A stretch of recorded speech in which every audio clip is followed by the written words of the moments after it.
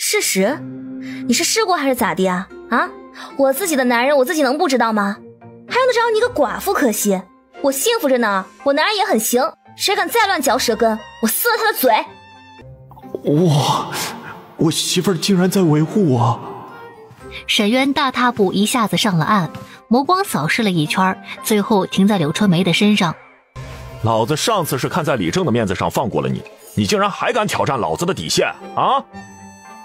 沈渊，你想干什么？春梅也没说错什么呀，大家都这么说。你们很关心老子呀，连老子房里事儿都要管啊？要管去管你自家闺女，老子活这么大都没见过这么没脸没皮的女人。3天啊，我只给3天啊！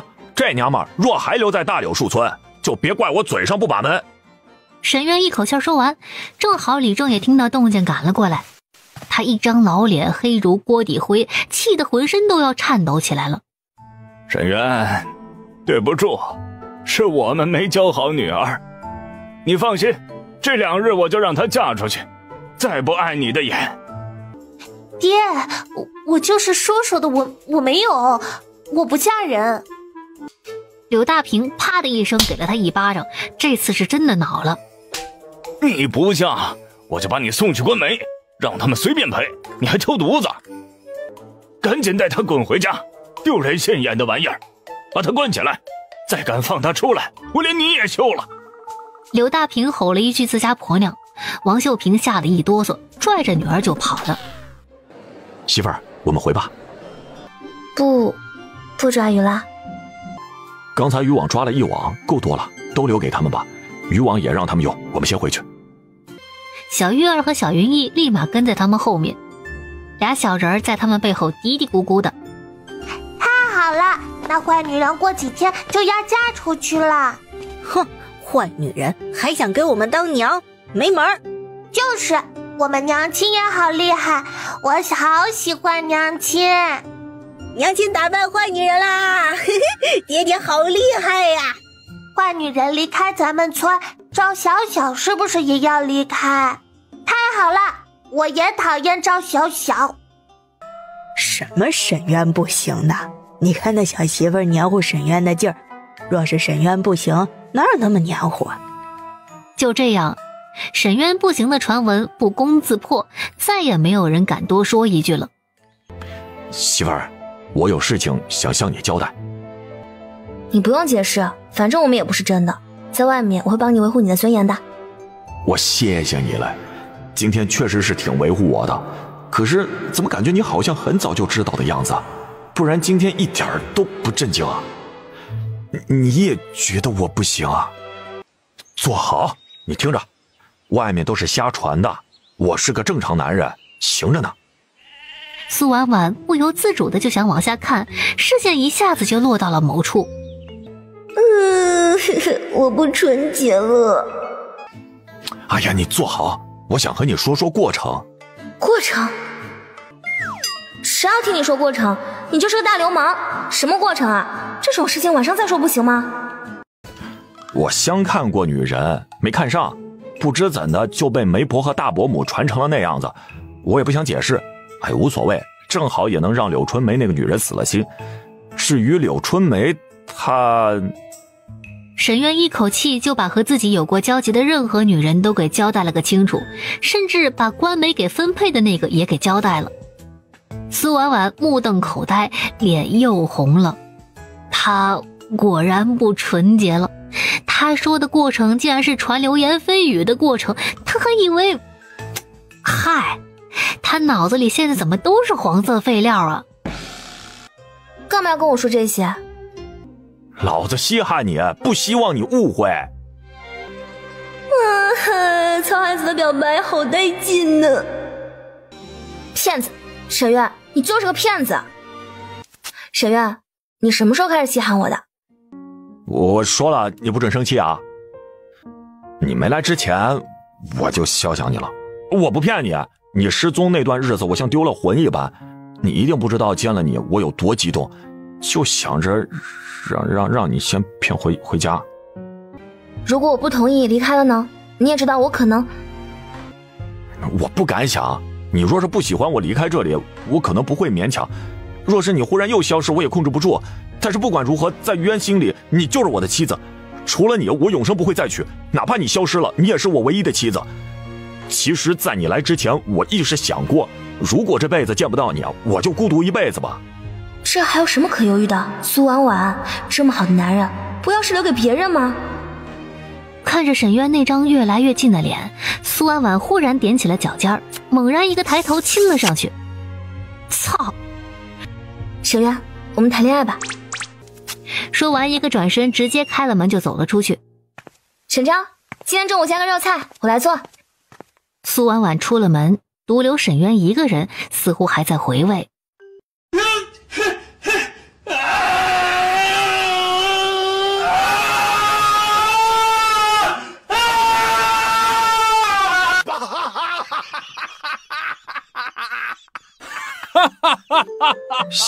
小仙女亲我了啊！怎么能让小仙女亲我？应该是我主动才对啊！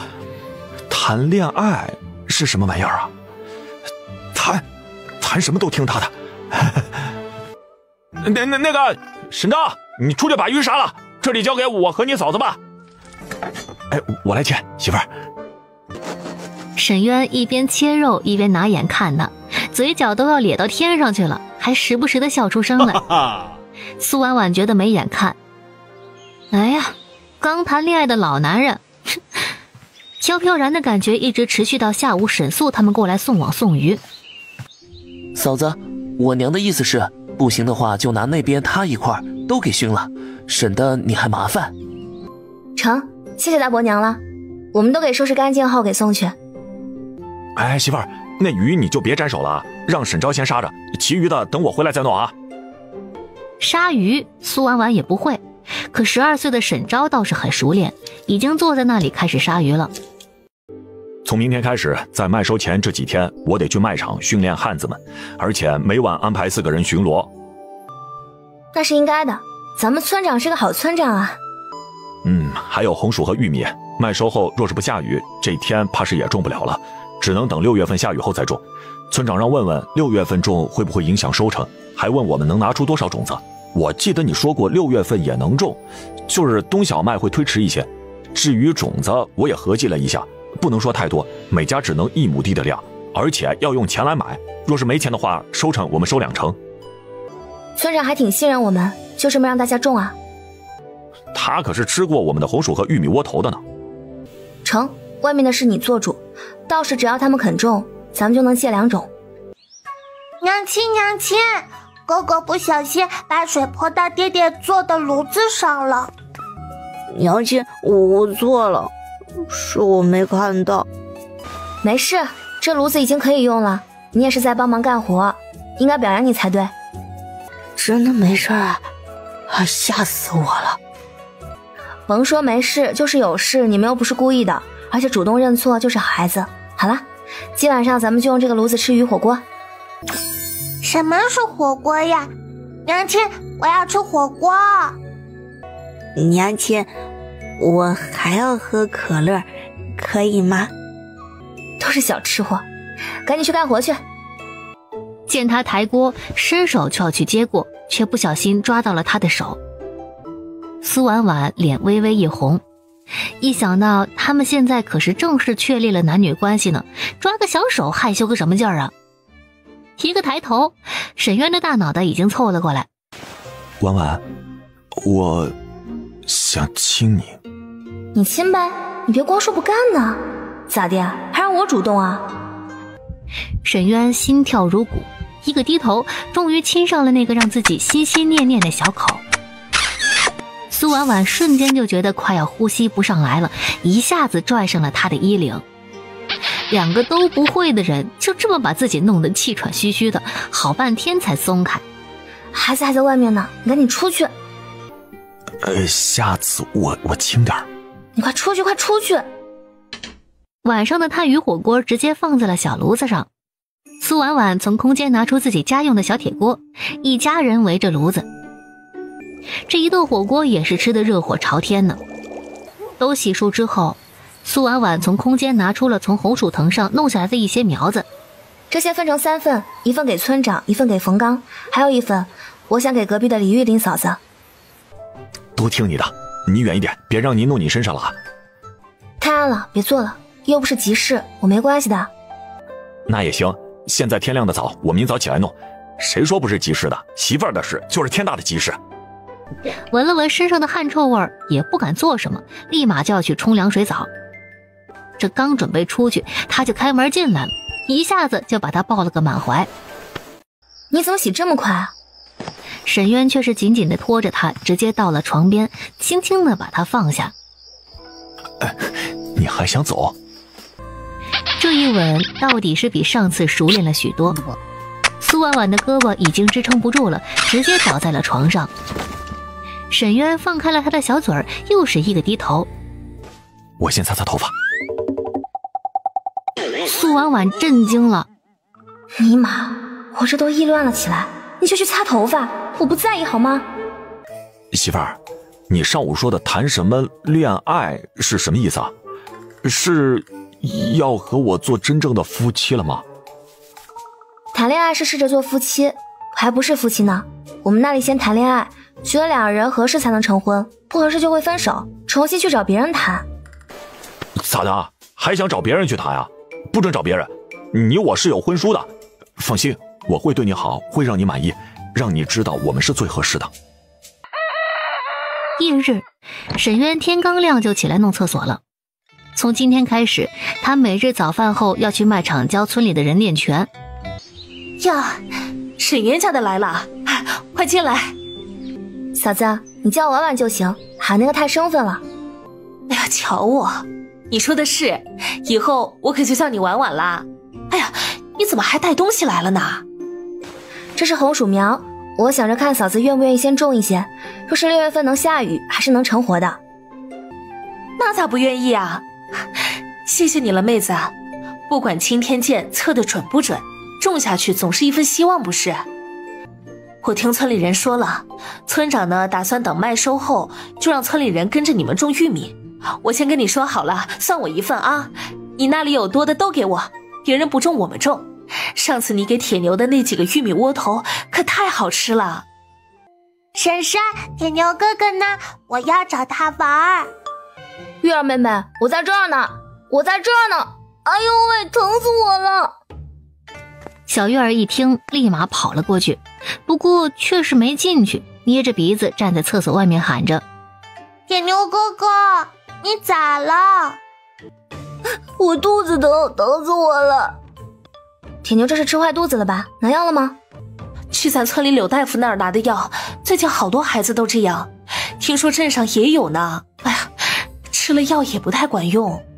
村里还有大夫？咱村柳大夫就是在镇上医馆做堂的，这2日刚回村呢。娘，我肚子好疼，我是不是要死了？大夫说这病死不了人，应该就是肚子里长虫了，把虫给拉出来就行了。太吓人了，娘亲，月儿肚肚里会不会也有虫虫？我不要长虫虫。苏婉婉这下是明白了，估计呀就是蛔虫。哎，对了，她空间里还买了不少药呢，应该有宝塔糖，还有医书呢。一时进到空间，悄悄地拿出几颗宝塔糖放在手里。月儿，我这里有糖，你和铁牛哥哥一起吃。铁牛，别哭了，吃糖。哎呀，妹子啊，总是吃你们的东西，真是太不好意思了。哎，对了，你们家鱼收拾好了吗？不行，拿过来，我们一块儿熏。不用了，嫂子，你看你总是这么客气，就是几颗糖。况且昨天你还帮我说话，我也记着呢。我家的鱼，大伯娘帮我们弄了。啊，你说那柳春梅啊，我听说啊，她从做姑娘的时候就梦了。你说咱们李生为人挺正派的，有个这样的闺女儿也是头疼啊。不过你也别往心里去啊，你家沈渊以前可没正眼瞧过她，我看呐，这沈渊稀罕着你呢。更何况经过昨日那一闹腾，那柳春梅怕是这2天就要嫁出去了。只是我还有些担心。嫂子担心什么？反正她以后又不在大柳树村了，就算在，就跟嫂子说的，我家沈院才看不上他呢。看到李玉林欲言又止的样子，苏婉婉猛然又反应过来，嫂子，你是不是还有什么事瞒着我？其实吧，我不该嚼舌根的。可是我有一次瞧见柳春梅和一个汉子钻了小树林儿，恰巧不巧，那汉子是贺二柱，我男人他那同父异母的兄弟。哎，你说他连有妇之夫都敢勾搭，还要脸不要啊？万一真嫁到了本村，那不是添堵了吗？咱们村风和谐，有这么一个小媳妇，真是造孽啊！一个寡妇，一个有妇之夫，古代人真会玩。我那小叔是个混不吝的，好似对柳春梅还挺迷恋的，就怕他昏了头脑，把自己媳妇给休了，然后娶了柳春梅。柳春梅怕是也不想去外村，万一逼着贺二柱娶她。苏婉婉不知道的是，李玉林嫂子猜的是一点都没错。村里李正家，爹，我不嫁，你逼我嫁给他，我就去死。柳春梅在家又哭又闹的，甚至以死相逼。他爹给他说了2个男人，一个30岁还带着2个孩子，一个是有残疾的，跟村里的冯刚一样是个跛子。这2个男人他一个都看不上。就你这样，你嫁过去我还嫌对不起人家，你不选啊，正好我给你选，就嫁这李家村。爹，你竟然让我嫁给一个残疾的，他配吗？人家怎么了？我已经打听过了，那汉子是个憨厚老实的，也会制炭，是个手艺人，家里就有1个孩子，又没老母亲，你嫁过去就当家做主，有什么不好的？人家还没嫌弃你是个寡妇，还带着个孩子呢。有什么好的？就是个卖炭翁嘛，他还腿脚不好呢。爹，我不嫁。嫁不嫁也由不得你，我这就让人去说和。这2日你就赶紧嫁过去。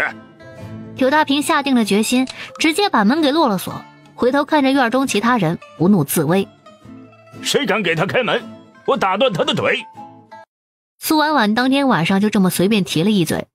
沈渊没想到，这柳春梅不仅勾搭他，还勾搭了其他男人，而且还是贺二柱那个混不吝的，2人倒是相配得很。沈渊想到这个，急匆匆的出门去了。柳叔，你们干什么呢？春梅跑了，我们去找找。该不会真被媳妇儿他们说中了吧？柳春梅还真是想留在村里啊。柳叔，你们这是要去哪里找啊？去李家村，我怕他是要去退亲了。柳叔，我入夜的时候好像看到有人往山林去了，你们可以去那里找找。成，我们先去林子里找找，找不到再去李家村。柳大平带着众人呼啦啦的开始往山林里去找。怎么这么快？你干什么去了？你们还真猜对了，柳春梅不见了，李正带人去山林里找了。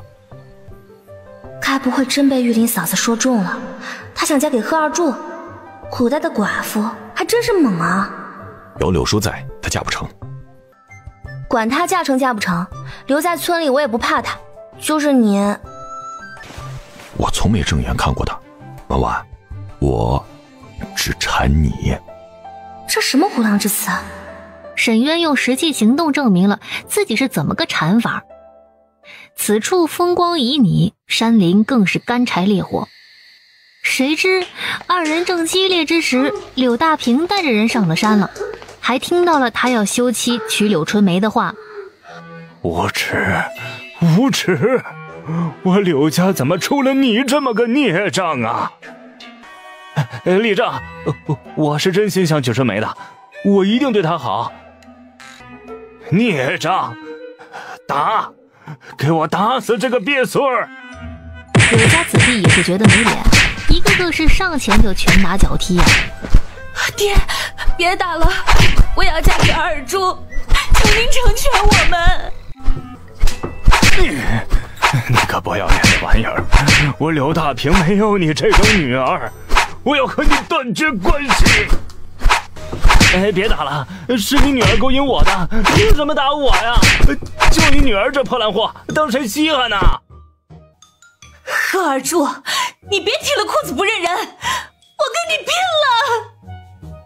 还嫌不丢人？走，滚回家！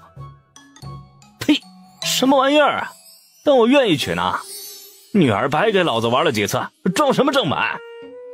这件事儿到底没被宣扬出去，毕竟啊，柳家的人嫌丢人。贺二柱再混不吝，也自然不会拿这事儿到处说。柳大平第二天就把柳春梅给送到了李家村，不仅不要彩礼，还贴补了10两银子，直接就给了那男人，并且交代那个男人，他已经和这女儿断绝关系了，以后他就是他婆娘，要打要骂随他便，只要他不听话，随便打骂，死了他也不会管。这一天早上，小月儿一声凄厉的叫喊，几乎震得整个大柳树村都惊动了。娘亲，虫子，我拉虫子了。与此同时，隔壁铁牛家也传来了铁牛凄厉的叫喊声。娘，虫子掉不下来了，钻我屁屁了。别哭，没事，拉了虫子肚肚就不会疼了啊。可是娘亲，我肚肚没疼啊，铁牛哥哥肚肚才有虫虫，月儿肚肚里怎么也有啊？娘亲，我再也不想拉屎了。苏婉婉也是无奈，可是又有点惊悚。她买的这是什么宝塔糖呀？怎么还有虫子出来？不是说现在的宝塔糖技术很高，直接会把虫子给化了吗？乖，我再给你2颗糖啊。苏婉婉拿了2颗宝塔糖给他，看他开心的样子，他也是嘴角一抽，已经能想象到小家伙明天的撕心裂肺了。呵呵哒，不怪我，老娘也是为了你好，受着吧。后世70、80年代还有多少孩子都得有这一遭呢。娘亲，这个糖好好吃啊。铁牛和小月儿拉出虫子的事儿，还是在瞬间就传遍了整个大柳树村。接着第2日，沈云逸也经历了同样的事儿。村里的柳大夫知道了，慌忙跑到苏婉婉家。苏婉婉看着那40岁左右的大夫跳到猪圈里，用木棍拔拉着看，还弄出来一坨，她肃然起敬。其他妇人也是惊讶，同时都是暗叹，大夫也是不好做的。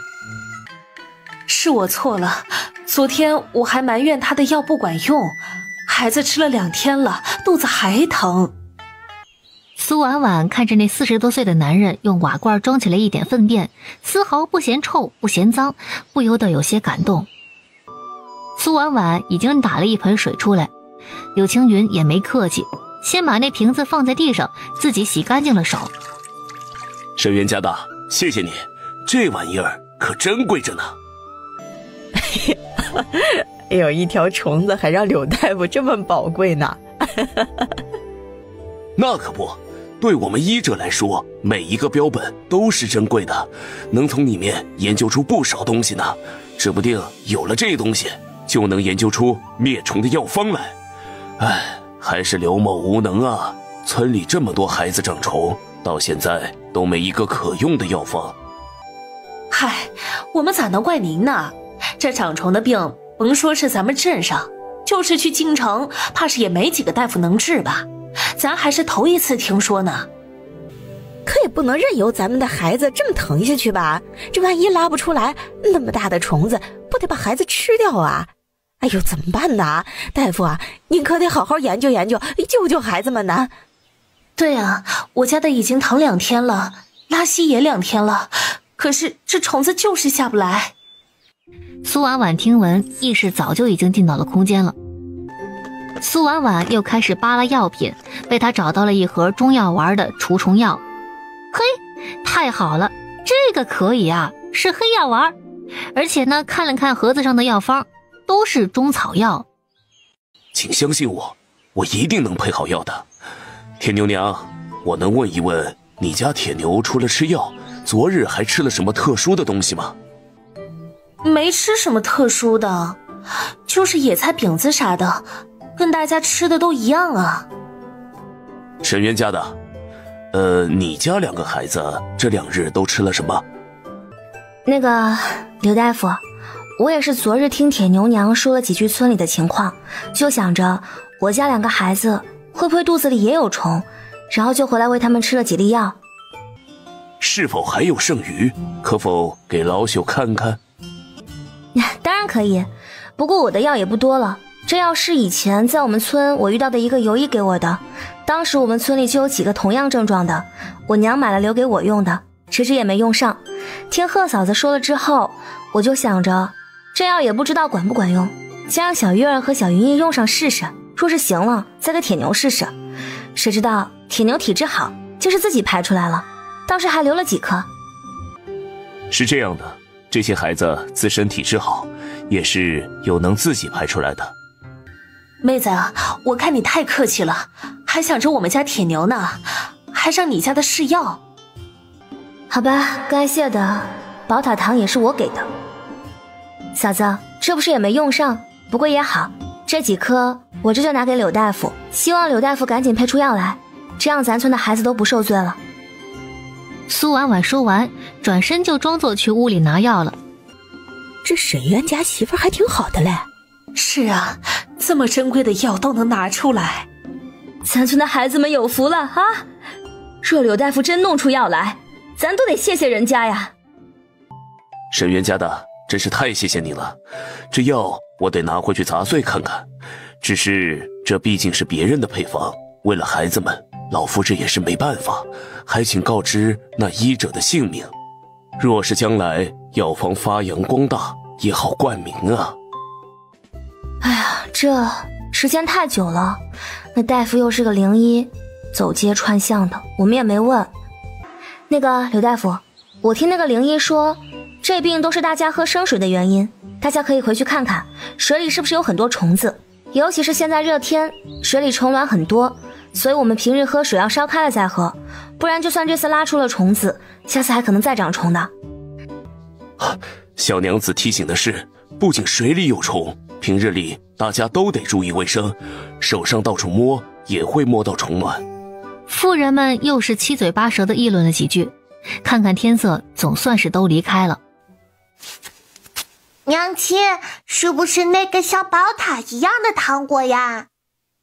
小机灵鬼，哼，没事的，那药丸也能杀虫，小月儿不许说出去哦。不说不说，我又不傻，我才不会说呢。经此一事，苏婉婉还真的赢得了全村妇女的一致好评和感激，因为不久没几天，柳大夫便研究出了药方。这一阵子太忙了，沈渊总是趁着孩子没注意偷个香。媳妇儿的手怎么这么好看？若是给他摸一摸，他怕不是要快乐的起飞了。这么想着，他还真就这么干了，握着他的小手就……谁说他不行的？这以后若是不得把我弄死啊！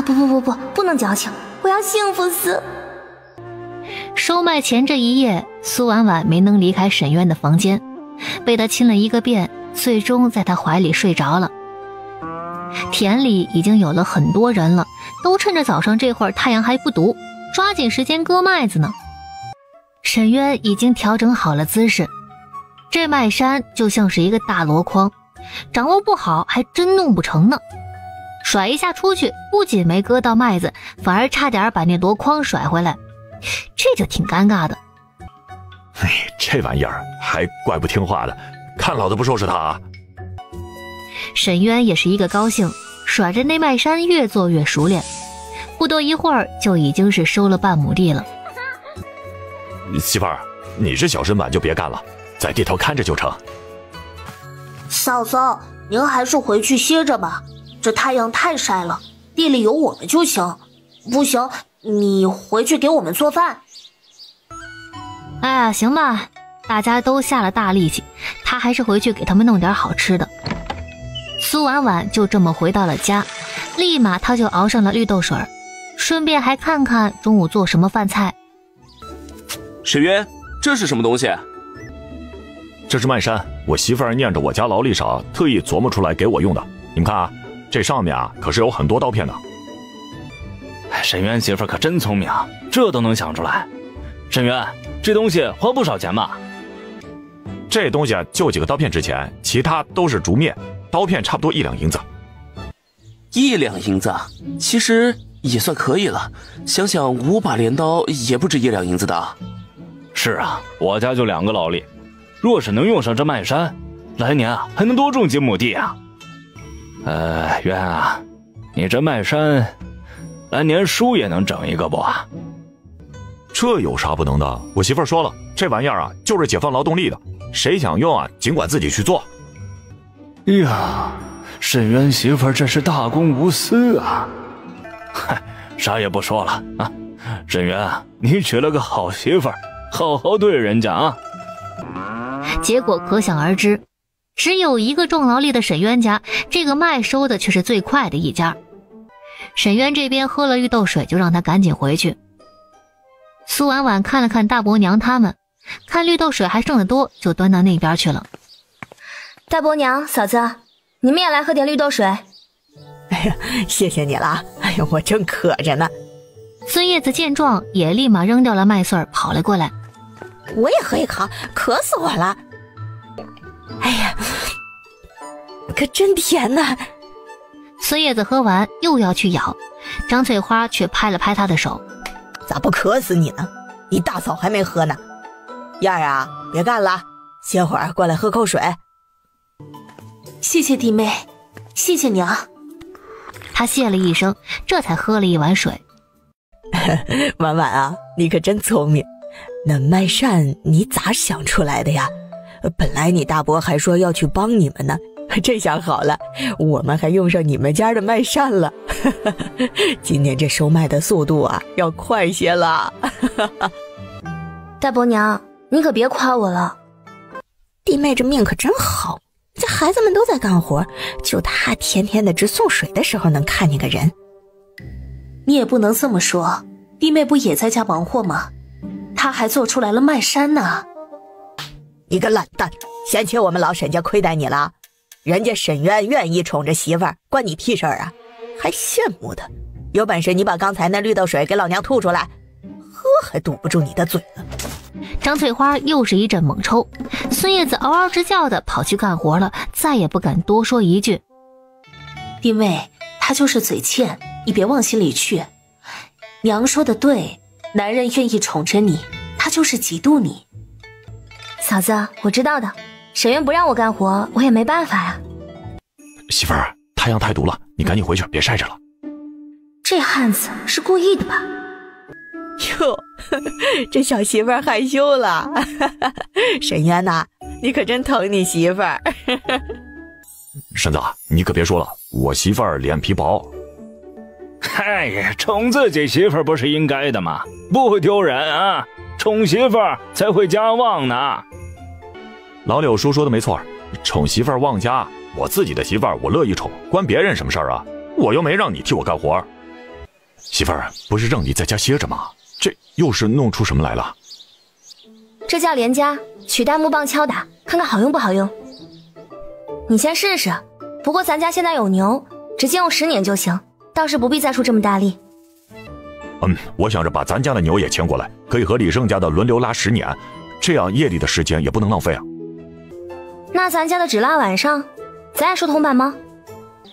李正说了，今年这情况呀，就不收铜板了，负责牛的干草就成，咱们跟他一样。李正好人呐。娘亲，娘亲你来啦！娘亲，哥哥的大门牙掉了一颗。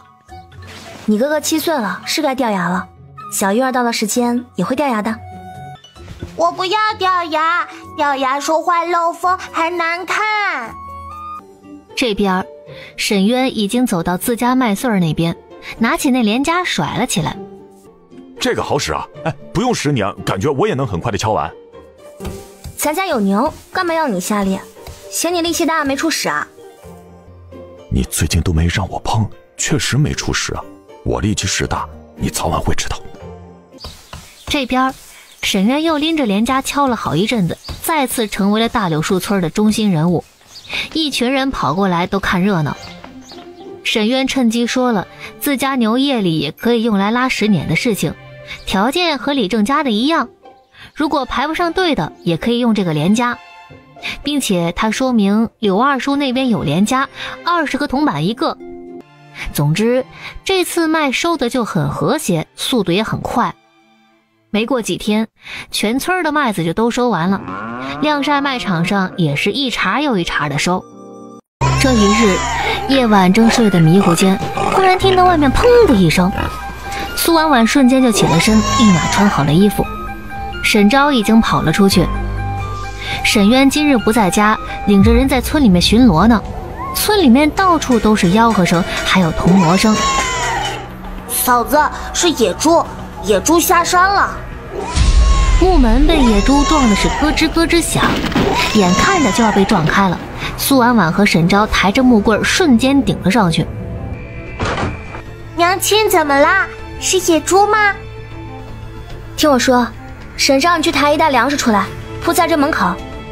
苏婉婉觉得他们可能顶不住，沈昭立马就明白了嫂子的想法，慌忙进屋，使劲地拖了一小袋小麦出来，全都撒在了门口。果然，野猪消停了片刻。你们听好了，在生命面前，这些身外之物都不是事儿。不管遇到什么事情，都以自己的生命为重。哪怕现在我们粮食也不够吃，只要有命，总能过下去。可是命都没了，就什么都没了。娘亲，我们要开门吗？暂时不能开，快往外撒粮。沈渊一身是血地赶回来，看到的就是这个场景。趁着2头野猪吃得悠闲，上前就是2个闷棍，直接把野猪打死在地了。是爹爹回来啦！婉婉，开门，是我。收回木棍，苏婉婉打开了门栓。吓死我了，还好你们没事啊。别担心，都是野猪的血，我拿把刀剑就走。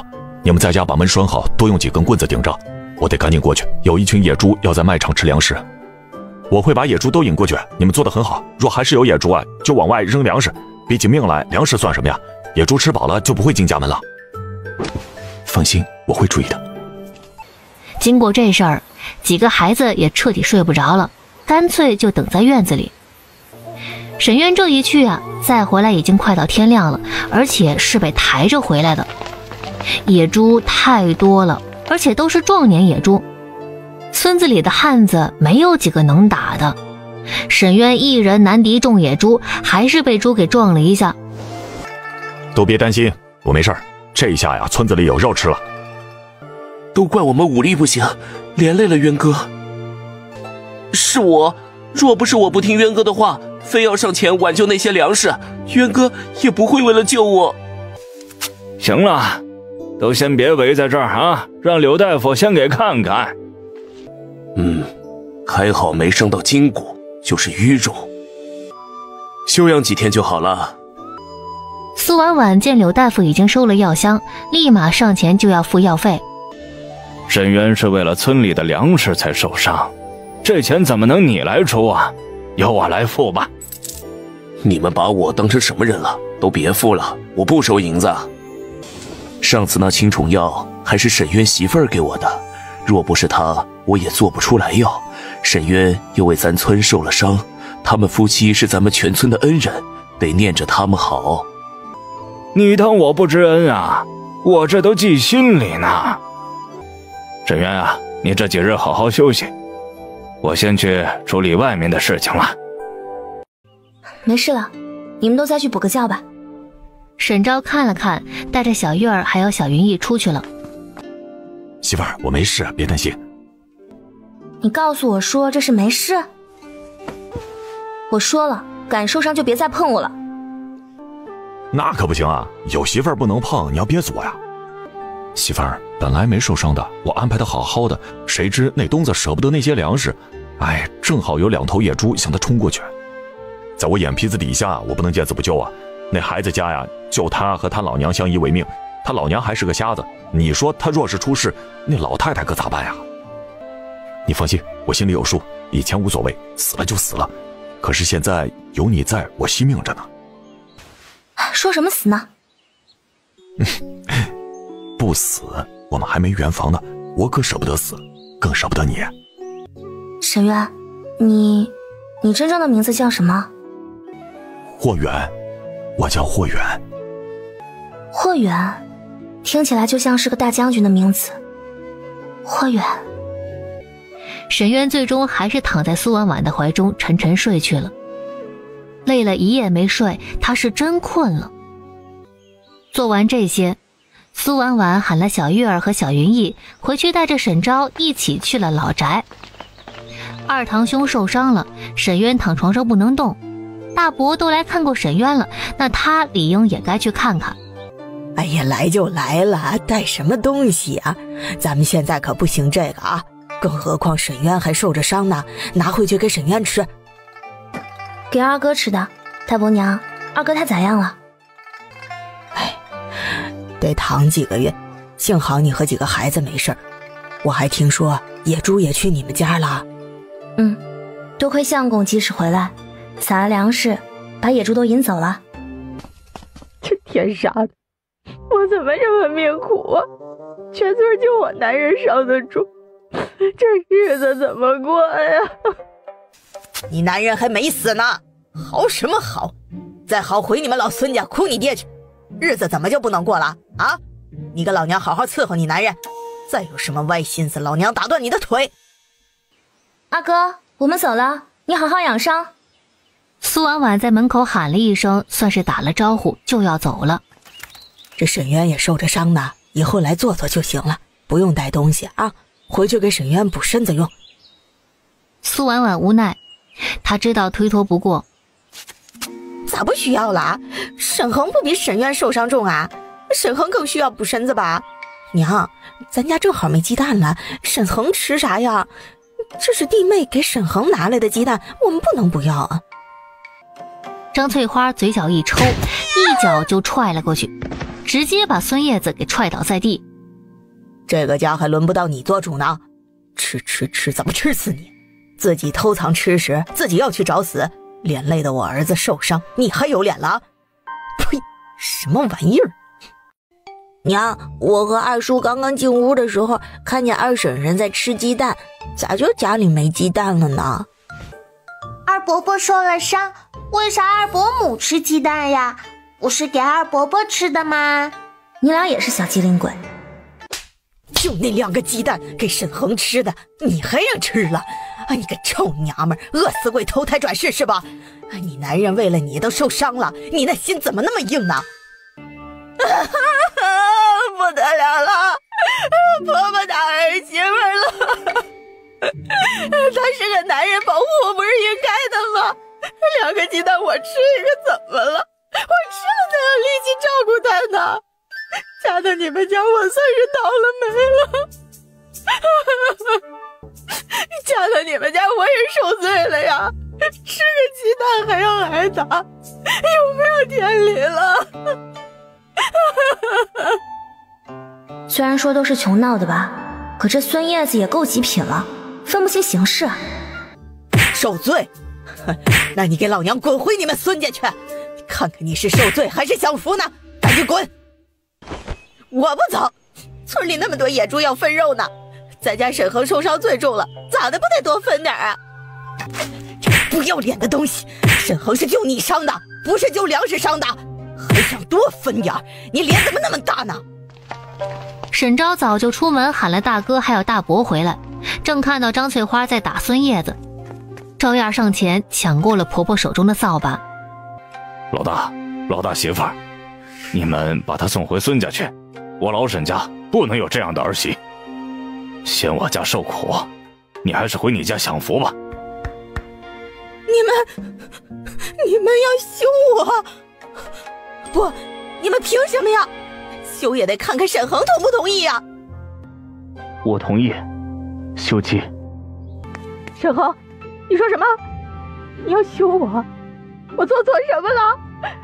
你不要休我，我走了谁照顾你啊？让你看笑话了啊！你二嫂那人吧，家门不幸啊。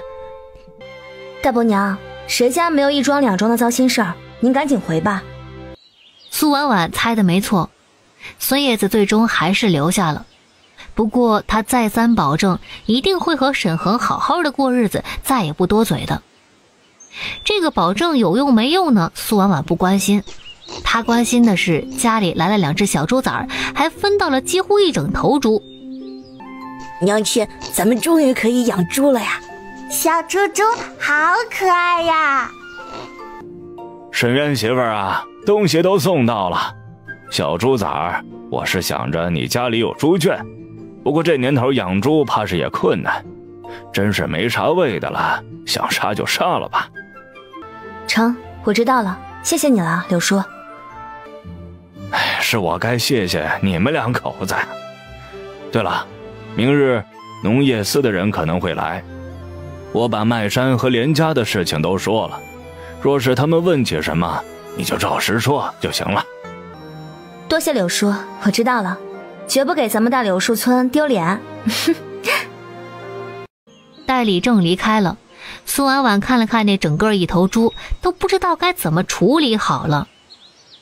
沈渊在屋里也躺不住，拄着拐杖走了出来。我来处理吧。你没事出来干什么？柳大夫说你得休养好些天呢。哎呦，我又没伤到骨头，哪里那么娇弱了？给我找个凳子坐着，我可以多肉。娘亲，我们今晚能吃肉了吗？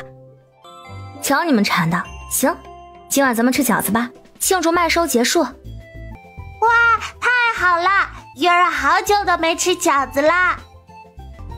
那今天晚上让月儿吃个够。其余的咱也不做腊肉了，我给分割好，都放你空间里去，咱们想吃的时候呀就拿出来吃。成，都放我那里，咱们随时可以吃。这一天晚上，整个大柳树村的上空都飘散着肉香味儿。吃完饭，一家人坐在院子里乘凉，看着漫天的繁星，一看就知道明天又是个大晴天。今天我就把沙土地浇了一遍，若是6月份再不下雨，咱们那红薯苗依旧还绿油油，怕是会惹人怀疑。会下雨的，不然朝廷不会让难民都截留在通许县，不许南下。不过也得以防万一，咱们得想个万全之策。咱们县令大人也是个能耐的，这么多日子了，竟然真的扛住了。沈渊不知道，此时的许怀远正在焦头烂额的。赈灾粮还没到达，他把县里府库都拿了出来，去挨着的几个南方的县城收购粮食。可是无奈各地粮食吃紧，有银子也买不到，而且府库也快没银子了。无奈之下，他把粮仓的豆子也拿出来用。这一日，农业司来报，大柳树村已经收完麦子了，收成只有往年的1/3，他也是愁了脸。这是第一个收完麦子的村子，当然也有可能其他村也收完了，但是还没上报。农民也不容易，不要怪他们，1/3的税粮也是要他们的命啊。娘，我都知道的，只是这税粮不收，县里的粮仓就空了，眼看就要断粮，若是难民南下，这么多难民，那些农民不知道有没有自保能力，怕是也会守不住，岂不是大乱了？既然已经有村子收完麦子了，儿啊，你不如就下去亲眼看看，也别因为收税粮的事再弄个官民不和。老天保佑啊，6月份一定要下雨啊！娘，我也真有此意。大柳树村最积极，而且他们还制造出了新奇的农具，正好明日我亲自去瞧瞧。明日我和你一起去看看，这天天的待在县衙什么都不做，我还真不习惯呢。等着灾情过去了，我和你大哥他们还回老家种地去。娘，我知道你闲不住，这里也不自在，以后的事以后再说，明日让多多也带上吧，他也快憋坏了，我让人去准备一下。翌日一大早，大柳树村就热闹了起来，因为今天要做杀猪菜。沈渊，我想好了，农民只靠种地是不能致富的，我要开厂子，就是你们说的作坊，生产腐竹和豆制品。我觉得现在是建造作坊的最好时机，趁着现在大家呢都没事干，先把作坊建起来，等到灾难过去，我们就收购农民的豆子，还能招收乡亲来做工。我们也不用去镇上或者县里，就在咱们村。你看，这是一条生态产业链，咱们从农民手中收购豆子，然后豆渣和泔水可以喂猪，猪粪沤肥又能用到地里去。乡亲们可以做工，也不耽误种地。想养猪的呢，也可以养猪。至于销售，咱们也不用管。县里有那么多能人，只要名气打开，会有人前来采购，让腐竹卖往全国各地。说真有人学去了也没事啊，这生意本钱大，暂时村里呢也没人能够承担得起。若是以后他们有钱了，也想自己做腐竹，咱们还可以指导。若家家户户都做这个，咱们村也就在全国出名了。我们那里就是整个镇都是做这个的，越是如此越出名，到时商人们都来咱们平阳镇，百姓们岂不是人人都发财发家？怎么啦？我的脸不干净？没有，看你好看。媳妇儿，你怎么这么好呢？轻轻一低头，亲上了脸红唇。苏婉婉无语了，这男人现在时不时的就要亲她，大白天的还在院子里，也不怕人看到。你的腿。许久，苏婉婉才被他放开。婉婉，这么久了，你可考察结束了？我合格吗？多久啊？好像没几天吧。婉婉，我们什么时候能圆房？他又来了，怎么着也得等你的腿全好了呀。他要和我圆房了？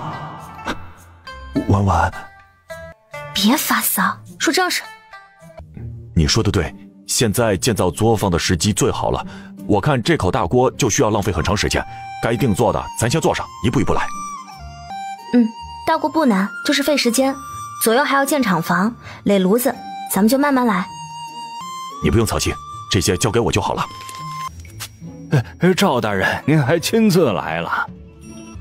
刘理正不必多礼，这次我跟着县令大人一起来的。咱大柳树村是咱们县今年第一个收完麦子的村，也是这么积极上报，本官甚是欣慰。草民拜见县令大人。刘理正快起，不必多礼。今日来主要是想了解一下今年的收成，我们找个地方说话。昨日野猪下山，收获了不少野猪。村里今日有杀猪宴，大人请跟草民来。苏婉婉看时间差不多了，也扶着沈渊准备去卖场吃杀猪宴。他们家在路边，这一出门正好碰上了县令一行人。徐大娘，不对，徐老夫人，是您。是苏姑娘啊。苏姐姐，是你啊。是我，徐老夫人，多多。哎呀，不必这么多礼，还跟以前一样，叫我许大婶就行了。成，那我就厚着脸皮，私底下就叫你婶子了。大人，那夫妻就是沈渊和苏婉婉。这次我们麦能够收这么快，多亏了他们。两个农具都是沈渊媳妇琢磨出来的。昨日野猪下山，是沈渊带人保护了粮食。你们不必多礼，说起来本官还应该感谢你们。天呀，怎么感觉沈渊他们认识县令大人呢？看那徐老夫人和沈渊媳妇还很熟的样子，不得了啊！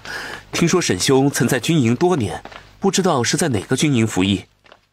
一行人开始往卖场走去，许怀远状似无意的聊天。西北军营，王将军坐下。可是霍大将军麾下的王正和将军。是。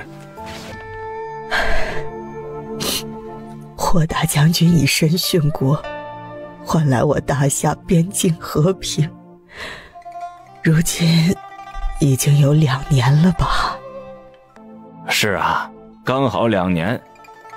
听说将士们给他建了一个衣冠冢，渊啊，你知道在哪里吗？若是有机会，我也想去祭拜一下啊。在荆棘岭。无论是霍大将军，或者是他手下的将士，哪怕是一名伙夫，都值得老百姓尊重。你们都是我们大夏朝的英雄。这县令大人竟然对着沈渊作揖，沈渊就算当了几年兵，现在也是白丁啊。说话间，他们已经到了卖场。趁着饭菜还没熟，许怀远让柳大平带着自己去地头转一圈，顺便询问了大家的储水情况。沈渊走路不方便，苏婉婉就陪着他留在了卖场。云逸、小月儿，过来一下。娘亲，我们玩丢石子儿可好玩了，哥哥每次都能赢。这是你的孩子？苏婉婉点头，并没有多说。云逸，你带多多弟弟去玩，他是小客人，你是小主人，可得好好招待啊。好，我会好好招待弟弟的。我叫沈云逸，你呢？我叫许千舟，小名多多。你好，麻烦你了。你放心，有我在，大柳树村没人敢欺负你。还有我，我叫沈思月。哥哥，我也可以带你玩呀。哎呦，你这两个孩子啊，可真讨喜，长得也都好看。李正大人，这是什么作物？此物名叫红薯，耐旱。这是沈渊夫妇种的，据说产量极高，到8月就能成熟。红薯能有多少产量？按照一棵红薯苗长5个红薯的话，1亩地最少也能产出10担粮食来。刘李正，走，我们快回去，我还想亲自问问那沈小哥。红薯地的事情，苏婉婉和沈渊早有预料。太好了，沈小哥，这些红薯我能否带回农业司几颗？自然是可以的，赵大人也可以剪下一些枝藤回去，扦插就能够长根生长了。这红薯扦插可生长，你们那些地岂不是能再育出很多苗来？这天气，那些红薯能活下来吗？沈渊想了想，准备和许怀远还有赵庆海单独谈话。不知道青天剑预测6月会下雨是真实的，还是为了稳定民心，故意而为。一个庄稼汉子竟然懂得这些。若下雨是真，这红薯是能撑到6月下雨的，说是假也无妨。实不相瞒，村内的那个池塘每日用水后会自动补水，或许这是老天给我们最后的一点活路。苏婉婉面不改色，她和沈渊早就商量过了，她会每日去把池塘的水给补上，但是呢，又不能补太多。娘嘞，你这么说还真是这样啊？当真？底下没泉眼，竟然能自动补水？目前只观察了1天，是否能自动补水还需看看情况。若是无法补水，6月再不下雨，这红薯怕是也不能保证。无论如何要保住这些红薯，先用池塘的水吊着，若是没雨，本官派人南下取水。红薯藤也不能浪费，还能再插扦。沈小哥、沈夫人，我能多带些回去吗？能是能，只是不知大人那里可有足够的水源。这说的也是，我们农业司已经没水了，可怎么种啊？不如动员我们大柳树村村民种植红薯，这里池塘有水，就算将来需要南下取水，这里也离南部近一些，统一种植也好统一管理。沈兄说的不错，赵大人，你派人驻扎大柳树村，协助刘里镇和村民种植红薯，顺便研究种植红薯的方法，做好记录。沈兄、沈夫人，你们发现红薯，若是将来这批红薯种植成功，且产量真如李正所说，1亩能产10担，本官定为你们请功。大柳树村村民种植红薯有功，本官做主，凡种红薯者，今年小麦税赋再减半。红薯无论是否能产出，红薯地秋收时免交税赋，但红薯必须卖于官府。多谢大人，草民一定动员村民保护好红薯，并积极去种红薯。不要谢本官，应该谢沈渊夫妇才对。咱们都出去吧，把这些和村民说一说，顺便赵大人，该给沈夫人的奖励也一并宣布吧。是大人，明日起我亲自带人驻扎大柳树村，和村民一起种红薯。一行人重新回到卖场。苏婉婉因为制作农具收到了农业司的褒奖，直接奖励了100两银子，外加良田10亩。等柳大平和村民说了种红薯可以减税的事情，大柳树村愈发的沸腾了起来。这种沸腾一直持续到县令大人离开。多多小朋友不舍得离开，3个小朋友玩了半天，已经是难舍难分了。苏婉婉干脆带他们回自己家看一看。正好徐老太也不想这么早回去，他们下午可以和收税粮的官差一起回。翌日，司农大人果真带了2个小徒弟住进了大柳树村，他们是自带粮食来的。这也是沈夫人琢磨出来的？赵大人，这次我不想要良田，能否把东面山林下面的一块荒地给我？良田10亩地，可是那荒地却有将近30亩地。他呢，准备在那边做豆制品厂房，正好省去买了。婉婉啊，你这不得好好想想，那荒地什么都种不了啊。大伯娘，我和沈渊都商量好了，就要那块荒地，我没有其他用处。成，等我把这东西上报之后，让县令大人亲自做决定。沈夫人，您可真厉害，这是要名垂千古了。名垂千古，有点心虚啊。村里的人种红薯种得如火如荼，苏婉婉每天都会跑去池塘偷偷注水。赵庆海在红薯全部种上之后，就先带着2个徒弟回到县城了。这一天，村里的铜锣声又响了起来。娘，野猪该不会又下山了吧？没有啊，外面什么都没有。大白天的肯定不是猛兽的事儿，要不就是有难民来了，要不就是有别的人作妖。走，我们去看看。果然，还没走到水塘边上，就看到那里站了一群人。沈生，回去把我的弓箭拿过来。柳大平，我们王岗村和大柳树村喝的是同一条河的水，你们这池塘的水也是从河里挑出来储存的，凭什么不让我们用？你也说了，这是我们自己挑出来储存的，这池塘的水就是我们村的，跟你们无关。就算你们自己挑的，这也是河里的水，河里的水是从我们王岗村流到你们大柳树村的，这池塘的水就有我们的份儿。我呸你娘个犊子！你们在上游，你们还有理了？开春灌溉的时候你们就不是个东西，要截流不让我们浇地，谁给你们的脸啊？这时候要水了？就是不要脸的玩意儿！截流的时候你们怎么不说河水是大家的？我可听说你们这池塘能自动补水，这就说明这是神灵赐予的。神灵慈悲，断然不是只赐给你们一个村的，见者有份，你们若占为己有，一定会惹神怒的。柳大平啊，我们也是为你们好，做人要善良，神灵高兴了才会赐予源源不断的水，小心触怒神灵，断了你们的供水，得不偿失啊！左右这水能自己补给，你们就眼睁睁地看着乡亲们死去吗？还有那红薯也分给我们种一些，我们是邻居，总要相亲相爱才对，不能什么便宜都让你们占了才对。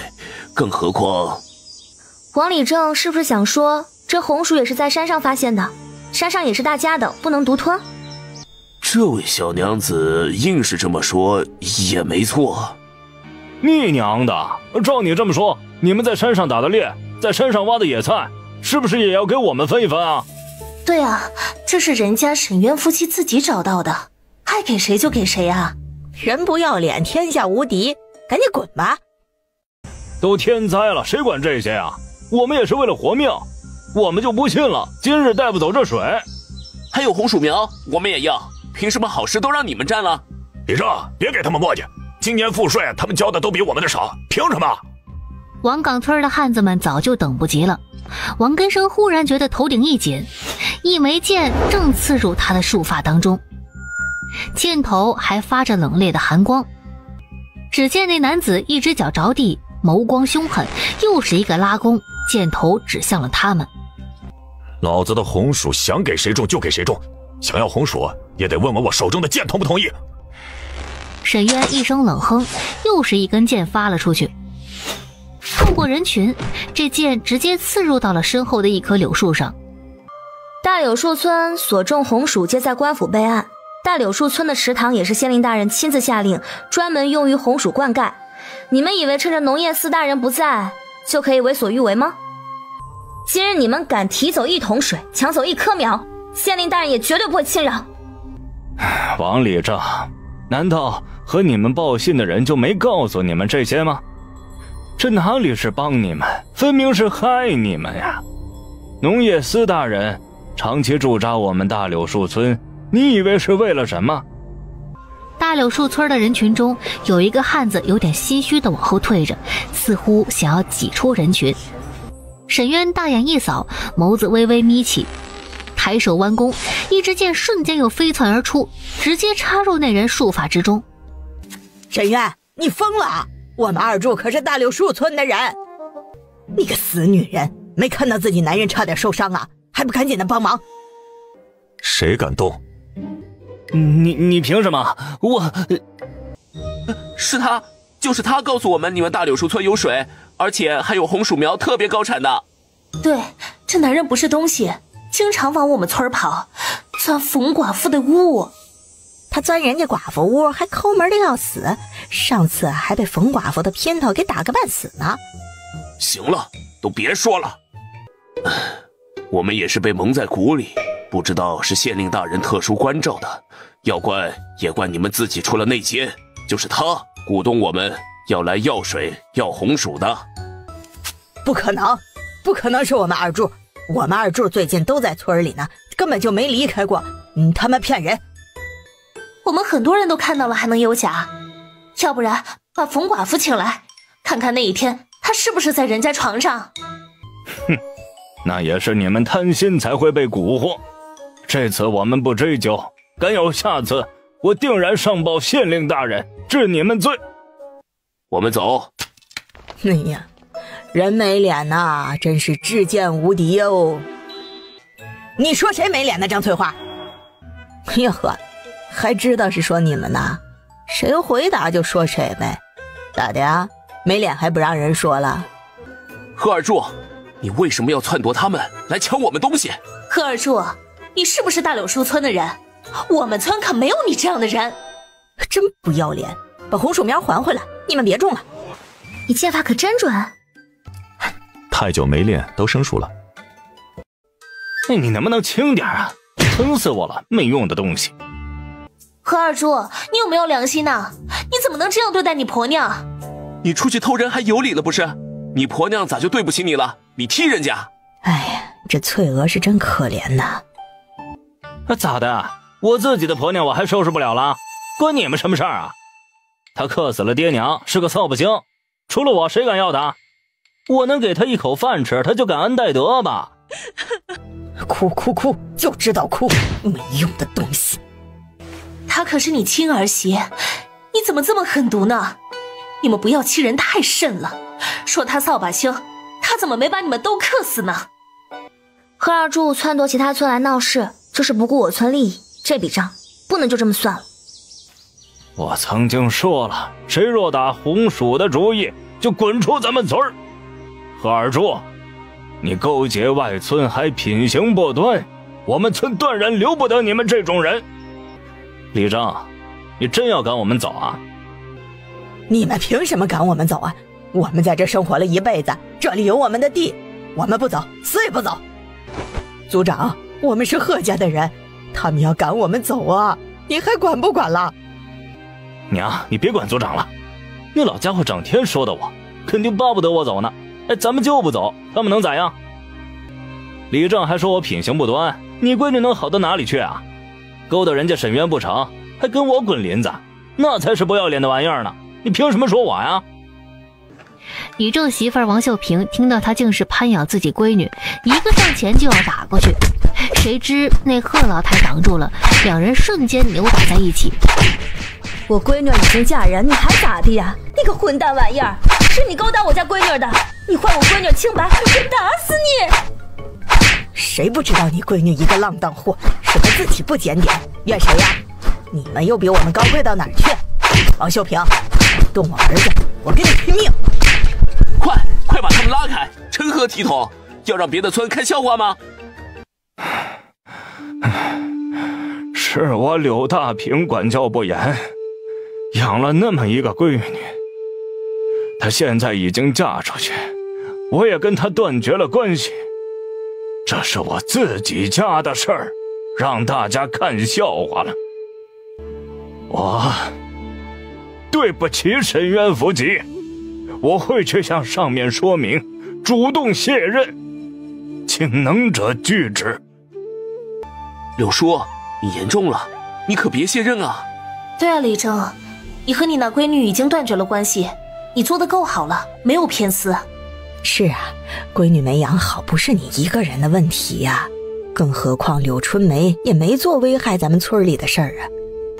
柳叔，他们说的对，大柳树村还得您来主持大局啊。谢谢大家。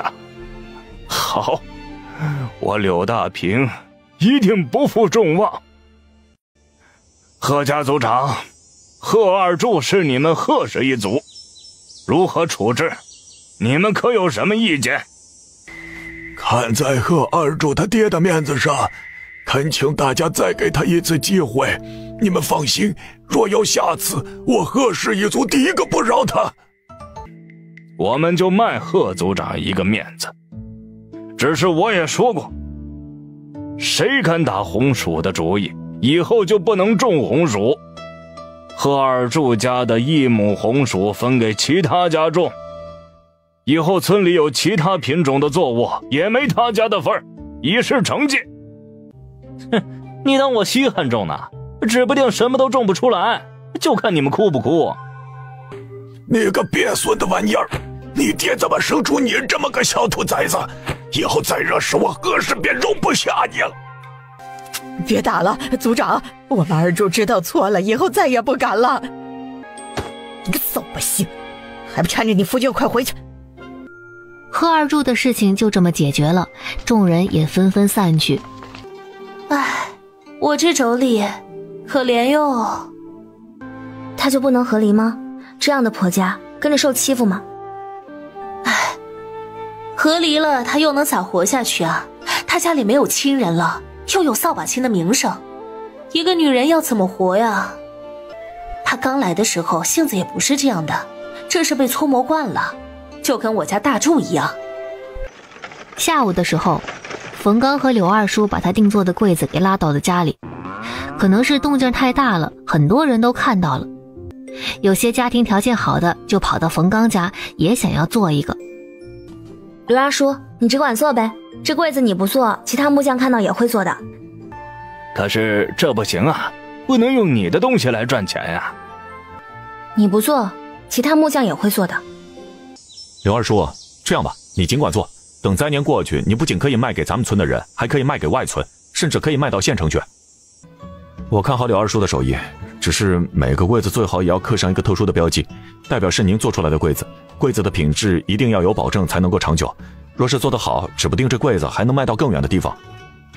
沈渊说的对，刘阿叔，你和冯刚尽管去做，这柜子后期肯定会有其他木匠仿造出来，也不打紧。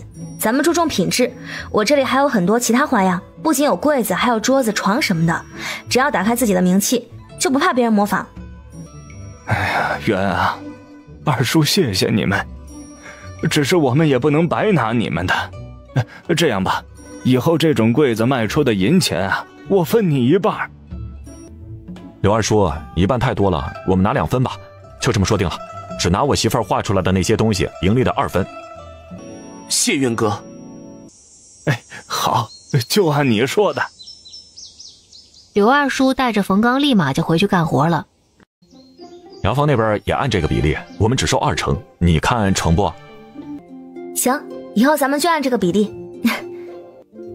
媳妇儿，我的腿快好了。媳妇儿，我晚上想和你一起睡。那等小玉儿睡着了，我去你那屋。媳妇儿上次也是这么说的，结果她和小玉儿一起睡着了，她干等了一夜。这次我一定不睡。那我等你啊。空间里的红薯和玉米过2日就能收了，咱们这里磨面是要自己磨吗？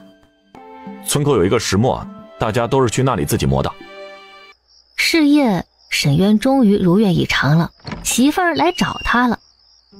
刚到了屋里，沈渊再也忍不住了，抱着媳妇儿就啃。你怎么了？婉婉太美，我看呆了。你穿这个是特意给我看的？臭流氓，这是我们那里正常的睡衣好不好？正常睡衣？还有不正常的吗？有啊，就怕你顶不住。小吊带还是黑丝的，他空间里好几个呢。谁说我顶不住啊？穿给我看好不好啊？现在不好，以后看你表现。圆房之日。翌日清晨，行了，昨夜辛苦了，你再躺一会儿，我去做饭。羞死了，什么叫辛苦了？就是手酸而已。哎呦，谁说沈渊不行呢？会撩又会玩，该温柔温柔，该强势强势，是怎么做到霸道的温柔的？别憋着了，不逗你了，等到咱们圆房再让你见识一下相公真正的实力。6月15，皇帝开坛祭天，封山祈雨，但是当天却没有下雨，很多难民都急了。沈渊却觉得此事怕是已经稳了。若不是十分肯定，陛下也不会祈雨的。毕竟若是没有祈求下来雨，那就证明他失德；但是若是老天下了雨，那就是他得了上天的肯定，就是真命天子。不过怕是难民会翻山越岭南下，我去一趟李正家，咱们那作坊可以建了。与此同时，难民是真的忍不住了。他们只知道皇帝已经祭天了，可是雨还是没有下，他们就慌了。第1日，第一批难民就到达了大柳树村，只是可惜在村口就叫人给堵住了。诸位远道而来，我大柳树村等候多时。我们只想要口饭吃，给我们一条活路。正好，我们承蒙上天恩情，自然不会袖手旁观。沈渊还真是料事如神啊，他是怎么知道这2天难民会来这儿的呢？你说什么？你们真的要给我们吃的？真的。不过我们的吃食也不是白给的，若是诸位愿意的话，可以留下来做工，我们还给工钱，1天5文钱，2顿饭。刘礼正想到沈渊说的要造什么作坊，就在县令大人赏给他们那块荒地上，这不正好也解决了难民的问题。什么？还有这等好事？还有工钱，还管饭？愿意，谁不愿意呢？当然，你们不愿意的话，我放你们南下，但是你们也休想打我们村的主意。既然敢来，想必诸位也知道，我们村是被县令大人关注的村子，那些红薯严格来说是官府的红薯，我们村只是代种。想要打红薯的主意，也要掂量一下，看看能否逃脱官府的追责。你说的可是当真？我是这个村的里正，自然是当真的。同意的现在就留下来，先去北边的荒地自盖草棚住下。多谢李正大义，不管做什么活，我们一定尽力。不知这位小哥如何称呼啊？我叫林毅。林小哥，那他们就由你负责。我先带你们去荒地那边有林子，你们还是尽快把草棚搭好。不多久，沈渊这院里热闹非凡。听李正说有73个人，40个汉子，其余都是妇人和孩子，个个都瘦得跟麻杆似的。他们也是运气好，遇到了咱们沈渊和婉婉，愿意给他们一口饭吃。救人一命胜造7级佛陀，沈渊兄弟这是为咱们老沈家积德呢。说的也是。侄儿媳妇儿你们家粮食够不够啊？不够，我们那里的先拿来用，等灾情过去了，我们再去买。现在买粮太贵了。大伯娘，没事的，家里有。先前沈渊打猎那些银钱都买了粗粮。那就行。不够了就说。若真是按照沈渊说的，过几日便下雨，想来粮价也就下来了。成，大伯娘，我们不会客气的。这批人动作也快，天黑之前竟然就搭好了草棚子，以家庭为单位，一家一个。沈渊过来送饭，直接把锅给抬到了荒地上，让他们自己拿碗排队过来盛。别感谢我，要感谢人家沈渊，他也是看着你们可怜，本来这些活我们自己村子里的人都能做。多谢沈老爷。你们谁懂盖房子的？有谁懂北方用的炕，会垒炕的？会木工手艺好的站这边。沈渊交代完，扫视了一圈，并没有在任何人身上停留。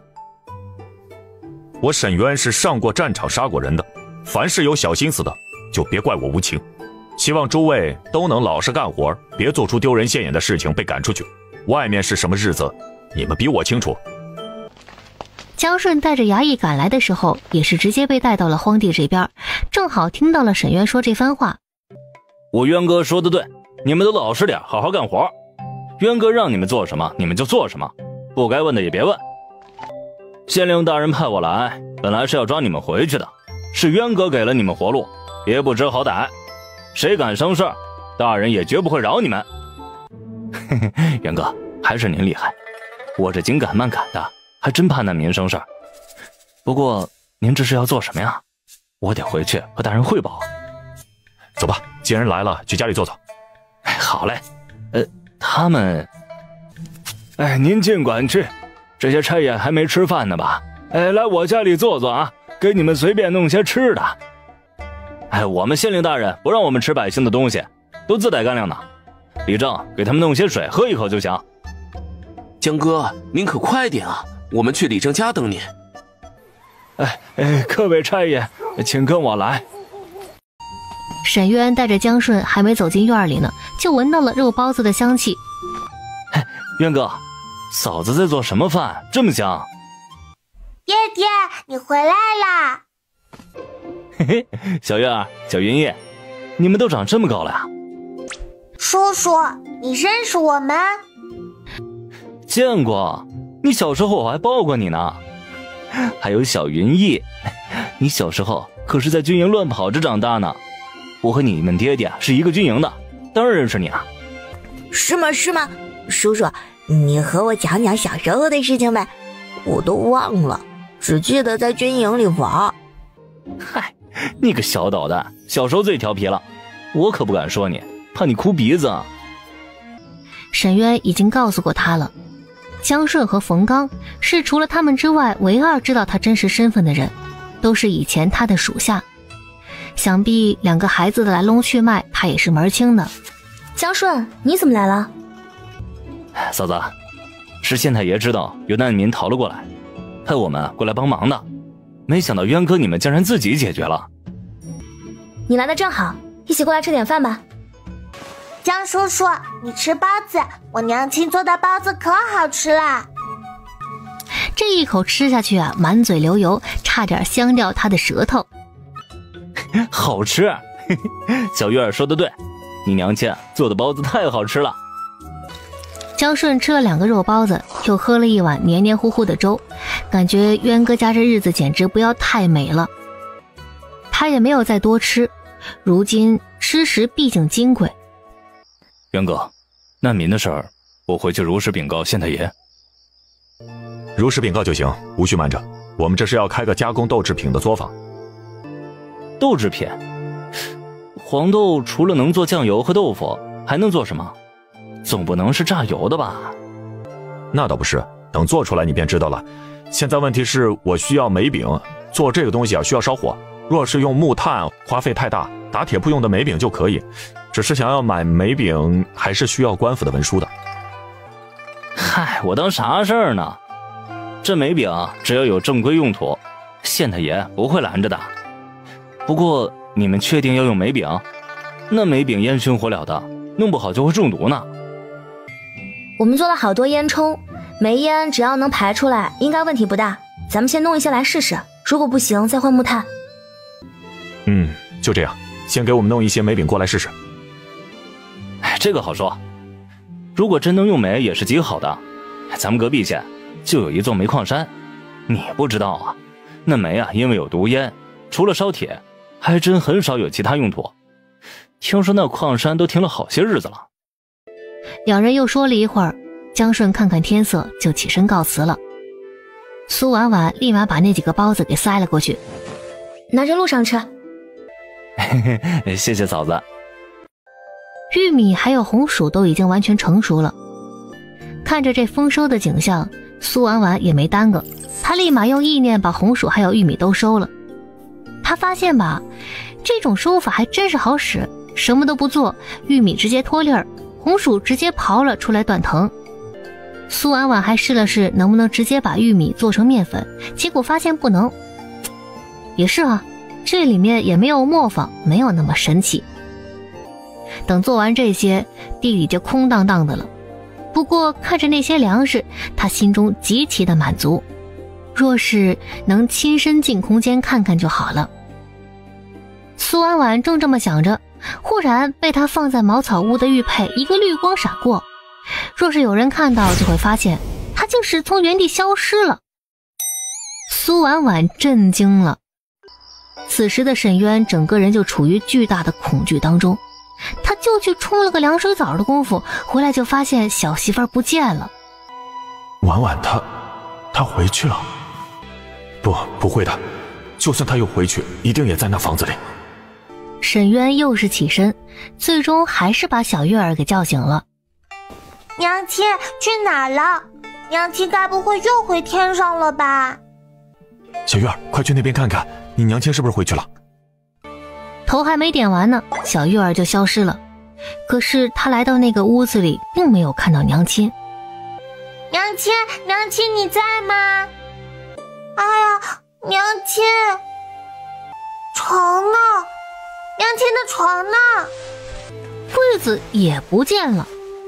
娘亲，你在哪儿？爹爹，娘亲不在那里，娘亲的柜子和床也不见了。不在屋内，她去哪儿了？爹爹，我还能不能见到娘亲？不哭，你娘亲一定会回来的啊。苏婉婉，我的妻，你总得给我一个信儿，让我知道你平安。无论天涯海角，上天入地，我会一直等你的。沈渊默念两句，头上一猛，差点晕过去。爹，月儿，你们怎么了？大哥，你没事吧？快扶着你们爹去床上躺一会儿。大哥那么喜欢嫂子，嫂子好像也越来越喜欢大哥了。怎么这个时候？大哥，你别着急，嫂子一定没事的。小月儿，你去过那边了吗？小月儿点头，竟是说不出话来了。娘亲，娘亲，喂呀，娘亲！苏婉婉在空间里正忙活着，忽然想到也没和沈渊说一声，刚想要出去，就听到外面的哭声。坏了，是小月儿在哭。迅速出了空间，出现在沈渊这屋里。沈渊，月儿，对不起啊，沈渊，我一个激动忘了和你打声招呼。只要回来就好。我不会离开的。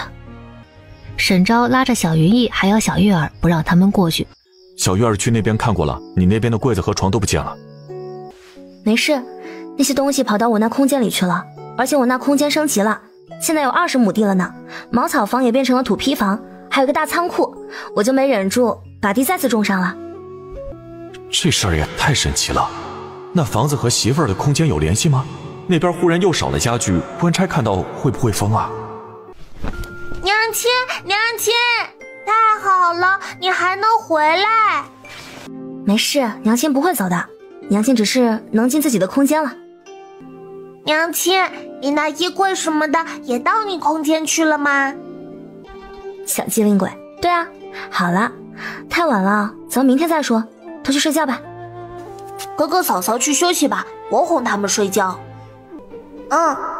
爹爹好像比我更需要娘亲，我刚才只是哭了，可是爹爹都晕了。羞羞，爹爹这么大了还离不开娘亲。不过小叔叔说了，爹爹和娘亲是夫妻，是要睡一起的，我不能总是霸占着娘亲。嘿，我其实知道，每次我睡着之后，娘亲就会偷偷跑到爹爹屋里去。娘亲，你和爹爹也去睡吧，我自己能睡的。爹爹刚刚都快吓晕了。好闺女，没白当。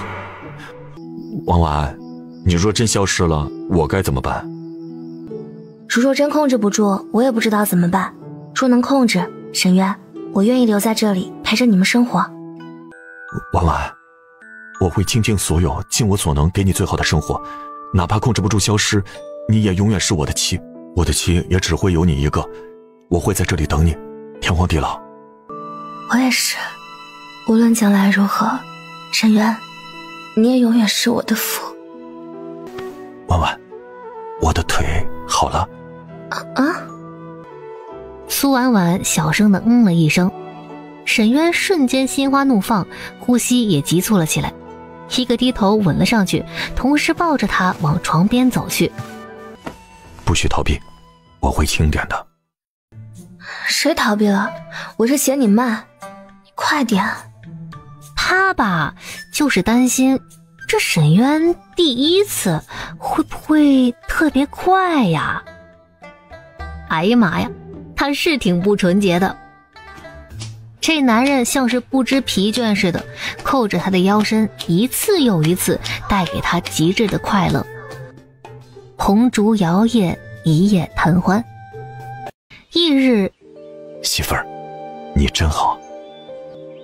媳妇儿真是太出乎他的意料了，本以为他这娇弱的身体会承受不住他，谁曾想媳妇儿竟是一点都不扭捏，极尽配合，甚至还……疼吗？不疼，就是腰疼。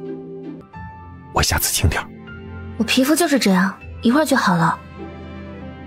所以下次我还可以再用点力？那以后为夫可不客气了。咋的？所以还不够用力啊？不用客气，受得住。男欢女爱，水到渠成。实在不明白那些小说中女的又哭又扭捏的干啥？男人费劲，女人不也快乐吗？都怪小说看太多了，脑子里有太多黄色废料。小院儿已经传来了动静，是沈昭起床了。你多躺一会儿。媳妇儿，说好的要穿不正常的睡衣呢？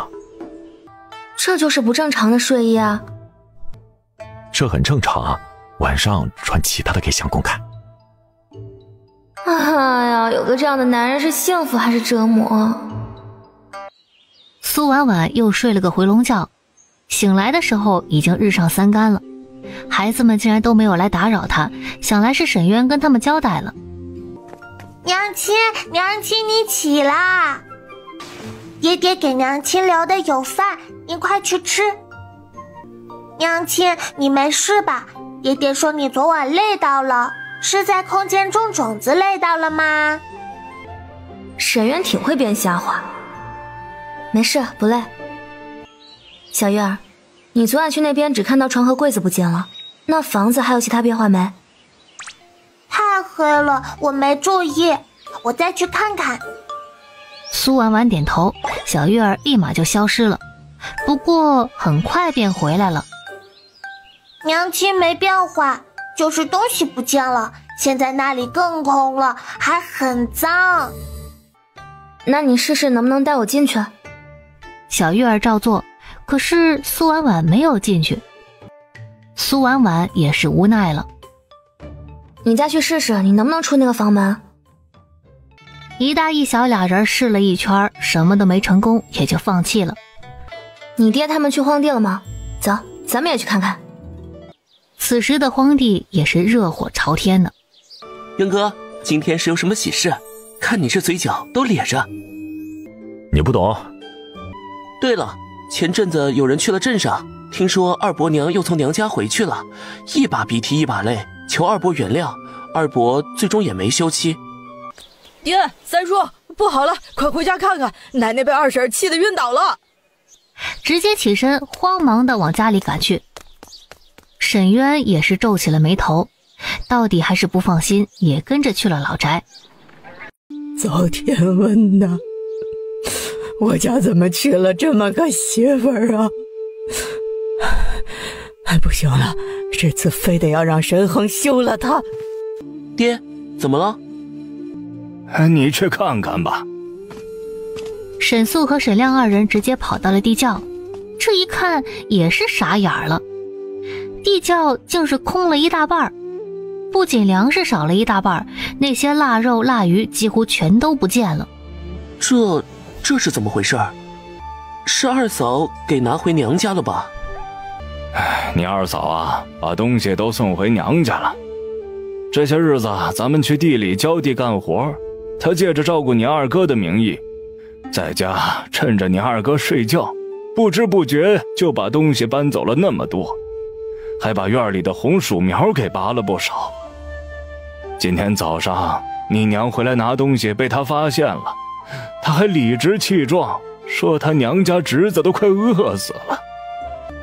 咱们都是厚道人家，娘家过不去你吭声儿，咱们也不是不帮啊。前阵子刚分肉又捞鱼的，不也让你们嫂子往娘家拿了些吗？他这不问就拿，便是偷啊。他就适合跟二伯娘去过一家，什么都往娘家搬。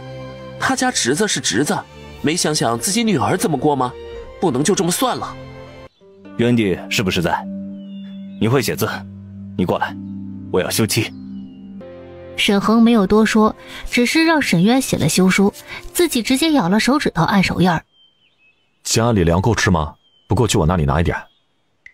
我们不能就这么算了，就算休了也不能便宜他，我要去他家要。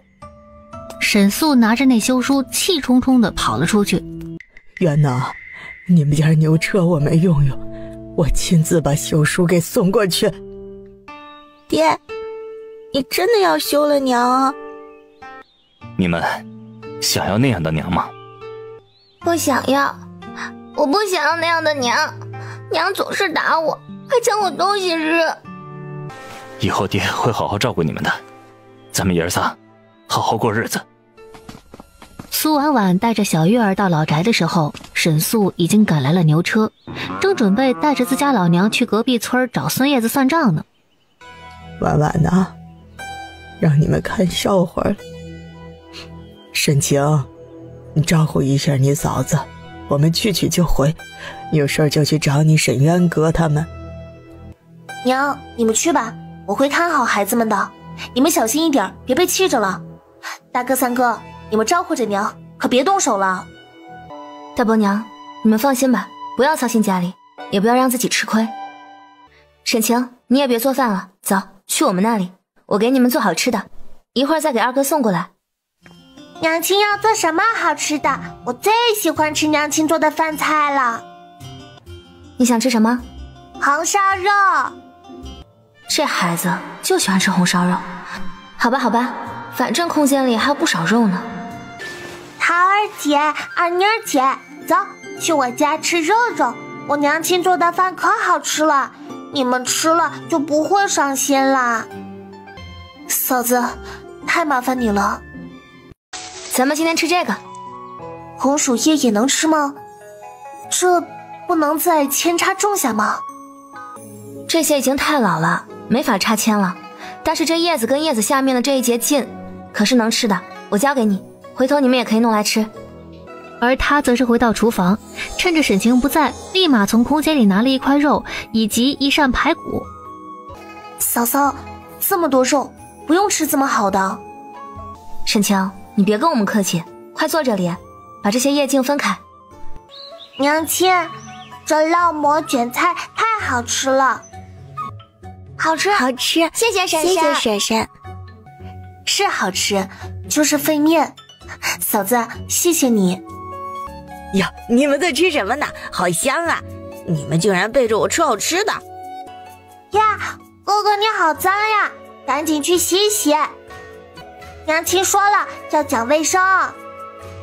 嘿嘿，妹妹，我就先看看，我去洗手了。苏婉婉这边已经给她卷好了一个。小云一洗好了手，吃上那烙馍卷菜，满足极了。谢谢娘亲，太好吃了。你们爹呢？怎么还没回来？爹让咱们先吃，他趁着天还没黑，在那测量管道的长度呢。行，那咱们先吃。沈清，咱们去盛饭，等吃完你再带回去给二哥吃。烙馍卷菜受到了一致好评，蒸红薯叶还有炒红薯杆子也让沈晴吃出了山珍美味的感觉。嫂子真是太好了，这红薯浑身是宝，我吃着比野菜还好吃呢。等咱们村的红薯长起来，就不愁没菜吃了。红薯汤还能喂猪呢，也不浪费。几个孩子刚开始还有些拘谨，渐渐的也被饭菜吸引了。但是看得出来，几个孩子都很有教养。吃了一碗饭，明明很想再吃一碗，可也不敢再要。苏婉婉给沈恒准备的那一份就多弄了些，让沈晴还有几个孩子都给带回去。嫂嫂，我觉得丰收他很有算术天赋，你教我们那些，我教他1遍就会了，算得可准了。沈丰收比他小1岁，虽然不在一个辈分，但他俩算是一起长大的。真的？你都教他什么了？我教他们认字，感觉有点枯燥了，顺便就教了一下他们数字符号。我是想着算术比较有用，最起码说是出去卖东西不会受骗，算不好账，就教了他们算术。今天教了10以内的数字符号，还有加减法。丰年他们只把数字认了认，可是丰收他很快就把加减法给弄熟练了。我考了他几个都算对了，你说他是不是很有天赋？那他确实挺有天赋的。这样吧，你明天问问他愿不愿意学，愿意的话，以后每天来这边，我一块教你们。时间不多，每天半个时辰就好。还有丰年、大桃他们，谁愿意来都可以来学。真的吗？嫂嫂愿意教他们，大桃、二妞也能学？那有什么不能的？教一个也是教，教一群也是教。学会了算术，对你们只有好处。女孩子更应该学，这样你也可以每天教他们多认几个字。你们说什么呢？这么高兴？嫂嫂，大哥回来了，你和大哥说吧，我把饭菜给大哥热一下。苏婉婉就说了教孩子算术的事儿，沈渊自然也没意见，只是还有些担忧。会不会太累啊？你把我当什么了？我有那么娇弱吗？你不娇弱，随便一碰就红。已经不红了，你个流氓。等晚上让我检查一下，药还酸吗？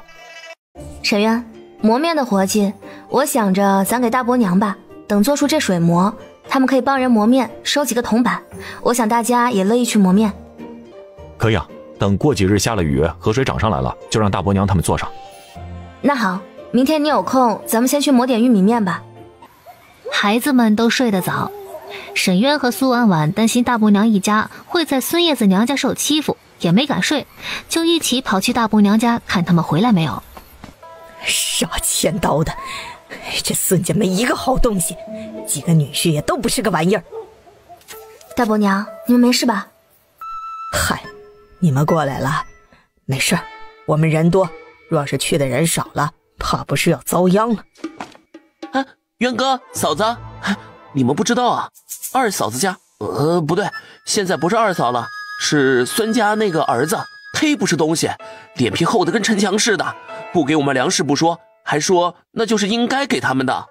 沈素开始巴拉巴拉的说着，说到后面居然还真动手了。不过呀，他们去的人多，倒是也没有吃亏。那孙家没脸没皮，竟然还想要让大桃给要回去，老娘能不知道他们的鬼主意？就是看大桃年纪大了，回去给他们当牛做马，等过个1-2年卖去别人家当童养媳的。行了，不管怎样，那女人已经休了，以后再不来往。我这不也是害怕那女人再回来抢孩子吗？你们都给我警觉些，最近注意点啊！哎，可惜了那些粮食，到底是没要回来多少，基本上都被他们吃光了。这一家子好吃懒做的，也不知道咋那么能吃。娘，能顺利休妻就不错了，粮食少点就少点吧，我们少吃点。就是，就这还想让我们赔他们20两银子才肯接受，说不给就来闹。还给他钱？他脸多大呀？没问他要钱就是好的了。瞧着吧，那孙叶子回到孙家不会好过的。大伯大伯娘，只要事情解决了就好，粮食的事情别担心，你们不够去我们那里要。哎，瞧我，这让你们跟着担心了。时候也不早了，你们赶紧回去休息吧。有什么事儿啊，咱们改日再说。啊，大伯大伯娘，你们也早点休息啊，切莫因为这些事伤了身体。等回到家以后啊，沈渊关好门，直接抱着苏婉婉就往自己屋里去。以前不知情滋味，现在有了媳妇儿，他恨不得日日跟她腻在一起。尤其是媳妇儿又香又软，他馋死了。沈渊身体力行，一夜之间证明了自己很能行。媳妇儿配合，他这次也没收着，只折腾的苏婉婉第2日又没能起来床。就这么着过了2日，镇上摇风的赵天石终于来到了大柳树村。小嫂子，小嫂子，向你打听个事儿。你在叫我？啊，对不起对不起，我应该喊你姑娘才对。这位姑娘，敢问这里可是大柳树村？是大柳树村。你找谁啊？沈渊，我找沈渊。姑娘可知沈渊家里在哪儿？给我指个路，谢谢了。你找我三叔叔干嘛的？哎，我不是坏人，我是镇上赵家瓷坊的人，来给他们送东西的。那你跟我们来吧，我们正好也要去三哥家呢。你们坐上来吧，我们一起。不好意思啊，我这东西确实是多了些，我下来和你们一起走啊。三哥嫂子，我们来了。姑姑，咦，他是谁呀？我是你赵叔叔呀，你就是小月儿吧？你不认识我？我可是经常听你爹爹提起你呢。渊哥！沈渊见是他，又看了看马车上的陶瓷，立马让人都进来。渊哥，嫂子，不负众望，你们快来看看我做的怎么样？都是按照你们标的尺寸，绝对标准。买了一些点心给孩子们吃。那成，你们安装一下，我去给你们做饭，今天中午在家吃。啊，那就麻烦嫂子了。沈渊带着他就去安装了，苏婉婉则是回到了屋内，想着时间还早，先教了几个孩子学了会算数。丰年，3加5等于几？沈丰年一个机灵，立马站了起来，掰着手指头怎么都算不清，急得额头出了一层汗。好了，知道你们今天的心啊都不在这儿，去外面玩会儿吧，今日就到这里。嫂子，你教的可真好，我都学会了呢。你想学，以后也跟着学。嫂子最好了，我喜欢嫂子。几个孩子已经跑去厕所看热闹了，苏婉婉也没忍着，带着沈晴去看。渊哥，你说嫂子这脑子咋整的？茅坑也就罢了，这小便池，他是咋想出来的？咱们作为男人，活了大半辈子了，都没想过要做个这样的。还是渊哥有福气啊，嫂子一定很喜欢你，特意为你设计的。这赵天石还真能乱说。你瞧你，还编排起人家夫妻2口子的事儿了，我害臊。不是，嫂子，我没有编排你们，我就是没事，你们忙，我就是过来看看。这边沈晴带着几个孩子们离开了，她可不是没有眼力劲儿的人。渊哥和嫂子有客人，而且嫂子也开始做饭了，她留下来有蹭饭的嫌疑。嫂子，这是什么吃的？这是土豆，跟红薯一样，长在地下的。这个最主要的是能做菜，但是也能烤着吃，也能做土豆粉，用处也大着呢。今天先给你们尝尝。那这土豆产量也和红薯一样大吗？苏婉婉一一解释。沈昭再次觉得他们大夏国以后再也不会缺粮食了。渊哥，嫂子这手艺绝了，比县里醉仙楼的手艺还好，这若去开酒楼绝对会火爆。还有这土豆，你们以后会种吗？实在太好吃了，等种了也卖给我一些呗。以后会种的。嫂子，你有没有意愿开酒楼啊？我绝对会做你们忠实的顾客。酒楼？等着吧，以后指不定有机会。渊哥，我回去就在我们院子也造一个和你们一样的这种工房做样板。哎，对了，我看另一边那个屋子是要做浴室吗？那里面还需要什么东西吗？这是一个浴缸，这边是一个柜子，上面这里放铜镜，这里是放洗漱用品的。你拿回去先坐着，到时也弄出一个样板，咱这生意就齐了。嫂子放心，这些不难，我一定能做出来。渊哥，这购房回去我就准备做了，咱们的合作你和嫂子商量了没？啊，我们就拿2成。2成太少了。不用推辞，我们不出钱不出力，从原材料到最后销售都得你们父子负责，2成可以了。对了，那些管道你加紧点啊，我那作坊用的多。我知道的，放心吧，渊哥，这次已经有经验了，做得快。6月25，狂风大作，天也阴沉了下来。要下雨了，要下雨了！老天爷真是开眼呐！陛下万岁万万岁！陛下祈雨真的成了，太好了，咱们终于可以归乡了。赶紧下吧，下得大一点。老天，你快下呀！东家，这马上要下雨了，能给我们找个躲雨的地方吗？这个我已经早有考虑，村里有5处宅子，你们挤一挤应该够了，暂时先度过这几日的雨期。现在天马上就要下雨了，等雨停后，你们其中若是有想返乡的，和林毅说一声就可以直接走了，不想立马返乡的还可以留下来做工，耕田照旧。东家，我不走，我要留下来干完活，左右回去也没粮食也没种子，要怎么过？可是万一朝廷发2种呢？你们先去安置，趁着这几日好好的想一想，无论去留都不要强求。沈渊看了看天色，黑压压的乌云已经到了头顶一般，立马招呼沈素还有沈亮带他们去荒宅。下雨了，下雨了！太好了，下雨了！赵媛媛接着雨水往自己脸上搓，终于把一张脸给洗干净了。她看了看最前面那个男人，突然往前面走去。趁着其中一个人不注意，她撞了一下，身子一下子就往沈渊那边倒去。沈渊警觉，在有人往前面来的时候，他就有所察觉了。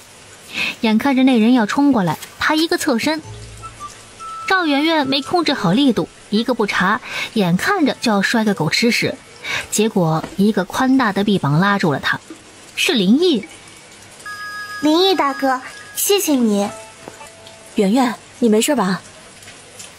赵姑娘，真是对不起呀，老婆子我没注意撞到了你。大娘，不怪你，是我不小心，我没事。你这明显撞到胳膊了，不过没事。大婶儿，咱这都是太高兴了。那个林毅，谢谢你啊。林毅没有吭声，又看了看赵媛媛，转身就跟上了沈渊。哎，你们先安顿，外面堆的有柴，厨房也给你们放了一些粮食。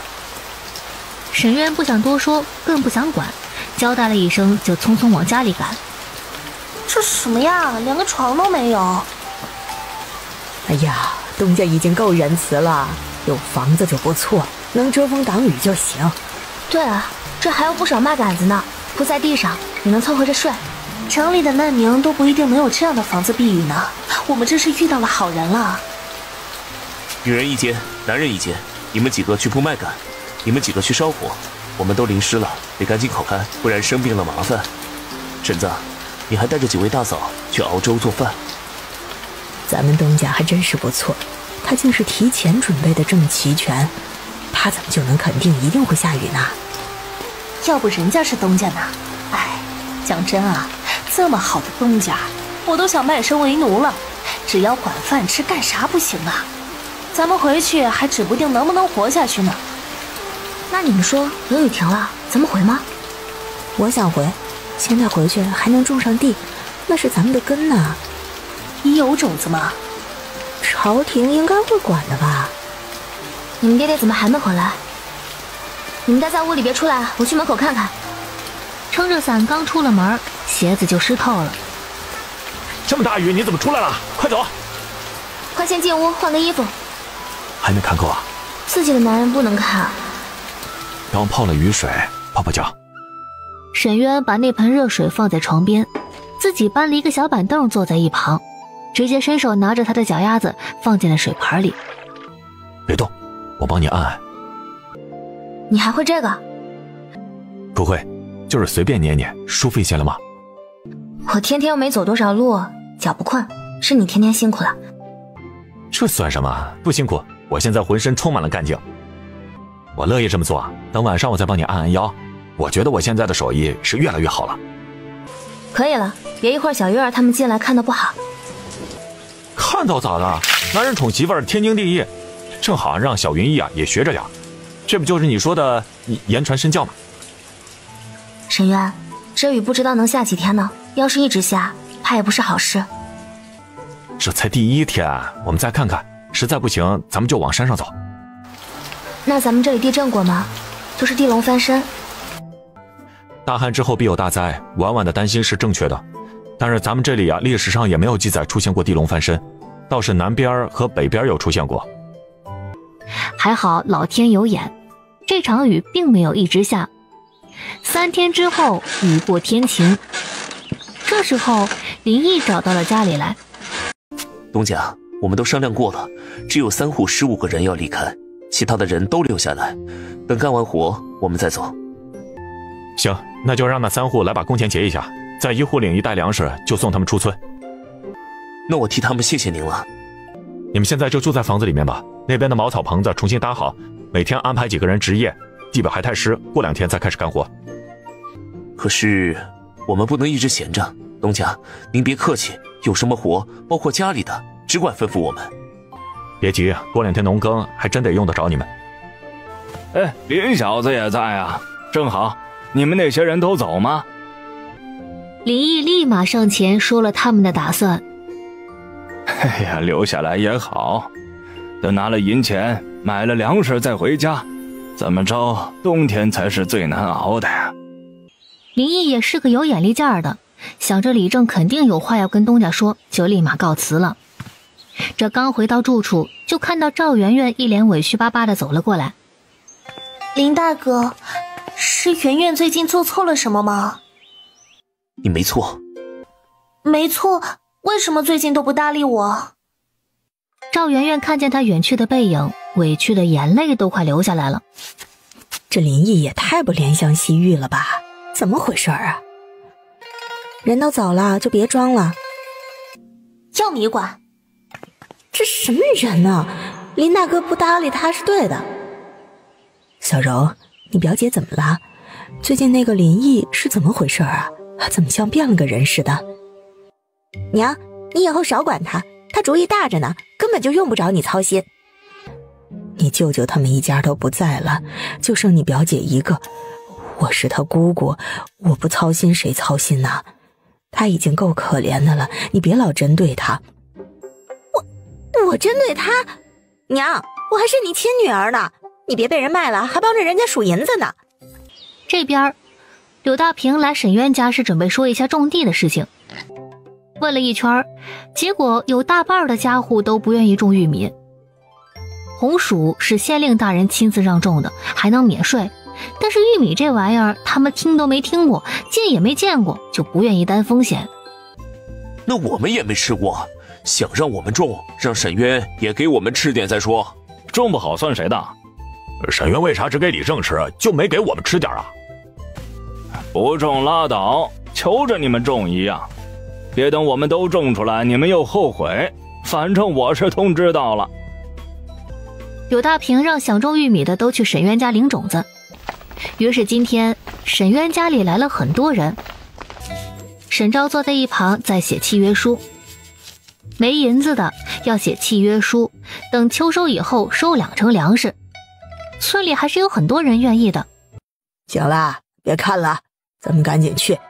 今天你态度好点，咱们红薯都没种了，这玉米可不能不种啊。你不是最擅长哭吗？一会儿给老娘哭大点声啊。奶，你们快点儿，沈云一家一定有好吃的。那肯定的呀，能请那么多人做工，没吃的才怪呢。脑蛋啊，一会儿你机灵点啊。此时的院中，很多人都已经走了，只剩下几户还要多种玉米的人家还在等着。其中就包括了李玉林还有贺大柱。大柱啊，你们怎么买这么多玉米种子啊？能种得完吗？说完，伸手就要去扒了那个麻布袋子。李玉林翻了个白眼儿，直接挡在那袋子跟前。大柱，你这个没良心的！我虽然不是你亲母吧，可到底养了你这么多年呢。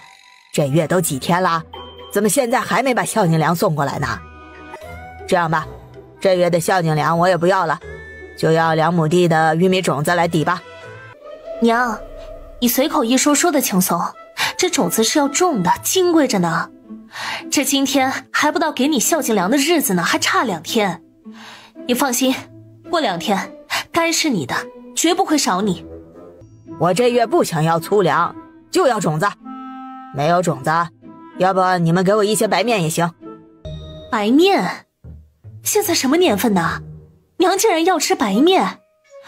我家里没有，只有豆面，爱要不要，不要拉倒。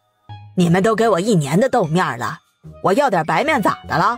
当初可说好了啊，若是杂粮面就1月10斤，若是白面2斤就够了。我现在不想要杂粮面，只要2斤白面，咋的？这都不行了？你们想饿死我呀？哟，这就是二柱的不对，你和二柱柱，他都快饿死你了，这不行啊！二柱，你是不是不给娘饭吃啊？你这是不对的，小心娘去告你不孝。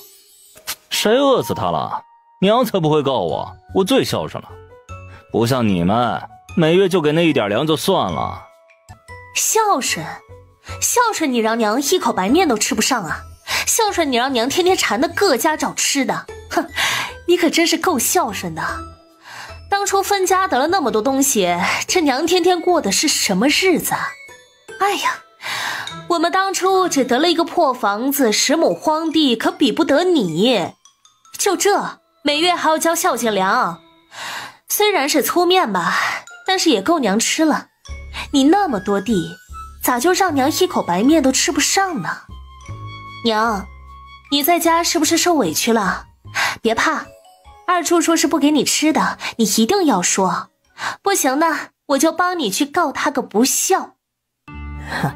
没有，二柱孝顺着呢，让我吃得好穿得好。你竟敢抢我妹妹的糖，我打死你！抢就抢了，她一个丫头片子，我吃她个糖咋了嘛？我就抢，有本事就抓我！他直接从后面踹上了男孩的屁股。我家的糖就是喂狗吃都不给你。说完，他又觉得有些嫌弃，直接把那糖扔到了猪圈去。哥哥好厉害！你们欺负人！欺负人！我要告诉我奶奶，打死你们！哎呀，脑蛋呐！哎呀，我的脑蛋呐！脑蛋有事没事啊？让奶奶看看摔疼了没啊？奶，他们都欺负我，不跟我玩云烨还踹我屁股屁股疼羞，这么大了还告状？小兔崽子，你说什么呢？敢欺负我家孬蛋，看我不修理你！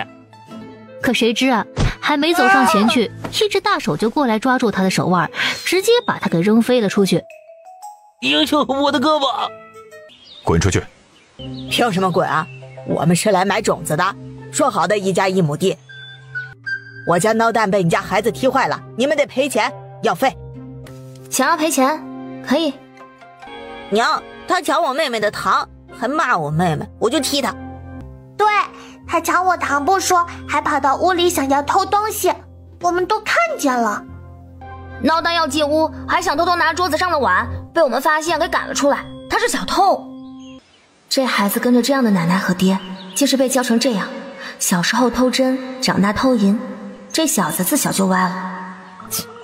不就是一颗糖吗？那也不至于下这么重的脚吧？我家孬蛋从小就没被人这么踢过，踢坏了你们赔吗？奶，我疼，我屁股被踢烂了，疼死我了！赔，踢坏了当然得赔，只是我看着也没有踢坏啊。这样吧，云云，再上去踢几脚，使劲给我踢。放心，踢坏了咱家赔，要多少赔多少，照死里给我踢。小云逸还有点吃惊呢，一下子没明白过来娘亲说的是什么意思。沈丰年却是懂了一般。婶婶，我帮着云逸踢，我的脚可厉害了，保准踢的那孬蛋下不来床。我踢，我比你厉害，我能让他的腿给踢折了。眼看着那脚就要踹过来了，孬蛋一个咕噜直接从老太太腿上跳了起来，迅速跑开，那速度比兔子还快。许是起猛了，一下子撞到了王翠娥的身上。滚开，没用的东西，你挡我路了！孬蛋，这是你娘。我才没有这样的娘，她就是个扫把星，破烂货。你再这样，要被这一家人给搓磨死，连儿子都不亲你了，你哭有什么用啊？哎呀，果然是什么样的人教出什么样的孩子，这孩子是废了。可不是嘛，这小孩敢打他娘，这孩子要他干什么？若是我儿子，我打断他的腿。还打什么腿啊？生出来我都溺死的。贺春兰，你家孬蛋想偷人家东西，还抢人家的糖，你还想讹人家？没打死他呀，就算人家仁慈了。没偷啊，这不是啥也没偷吗？他才6岁，还是个孩子呢，你们别瞎咧咧啊。我们是来买种子的，以前说好的1家1亩地，我们也不多要。没有种子，滚！哎，凭什么不给我们种子啊？你们这是不给人活路了啊？都说好了的。来我家闹事还想要种子？我家的种子我们想给谁就给谁，你家没有。别说沈渊他们不给你，就是给我们也不同意。对，那玉米交给你们也是给糟蹋了。贺二柱子还出卖咱们村，还想要种子，我们不同意。对，赶紧滚！人家都撵人了，还不麻溜点啊？要点脸吧！这些村民挺猛啊。众村民望着他们一家4口，又是一个叹气。哎，这二叔媳妇回去怕不是又要挨打了。可怜人哟，怎么嫁了这么一个人呢？哎呀，不行，咱们去找贺家族长问问，他们总不能放任自己族人打死自家媳妇儿吧？对，咱们一起去。说是今天不管，怕不是那王翠娥真要被打死的。我记得王翠娥才来咱们村的时候，那么勤快善良的一个姑娘，现在被折磨成这个鬼样子，哎呀，造孽呀！看什么看呢？这就是你那好娘好兄弟，气死老娘了！什么玩意儿啊！也幸好你跟他们不一样，不然我早就跟你和离了。是，你放心，我绝对不跟他们一样，我以后也不会再管他们。哎呀，死鬼，你抓疼我了。沈渊媳妇儿，我们要去贺族长那里，你们就先忙着。今日多谢大家了，这2日我们都在家，种子还有，谁想多种都可以来借。娘亲，为什么有人会打自己的娘，还有人会打自己的媳妇？那是没有教好，上梁不正下梁歪。小月儿，以后你可得擦亮眼睛啊，不能任人欺负了去。实在不行就回来找娘，我和你爹帮你打回去。娘亲，以后谁敢欺负妹妹，我保护她。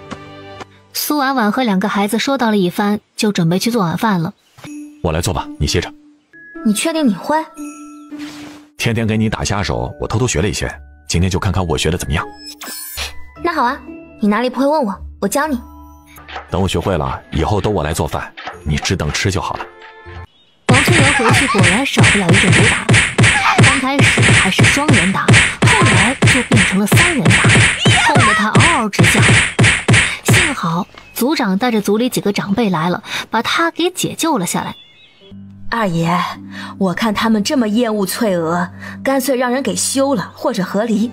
若是咱们贺家的男人把媳妇给打死了，以后贺家的男人还怎么娶媳妇啊？就是，翠娥嫂子太可怜了，身上都没一块好肉了，怎么能这么狠呢？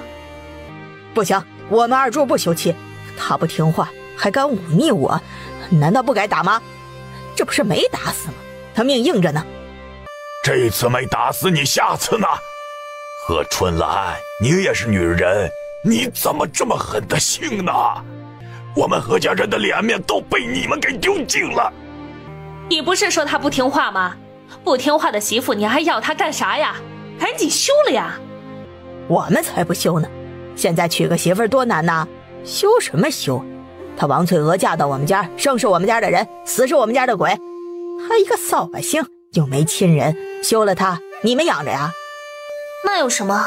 休了，翠娥嫂子哪怕再嫁个官夫，也比留在这个家里强。更何况翠娥嫂子勤快，去大户人家做工也能养活自己，总比天天被人打的强。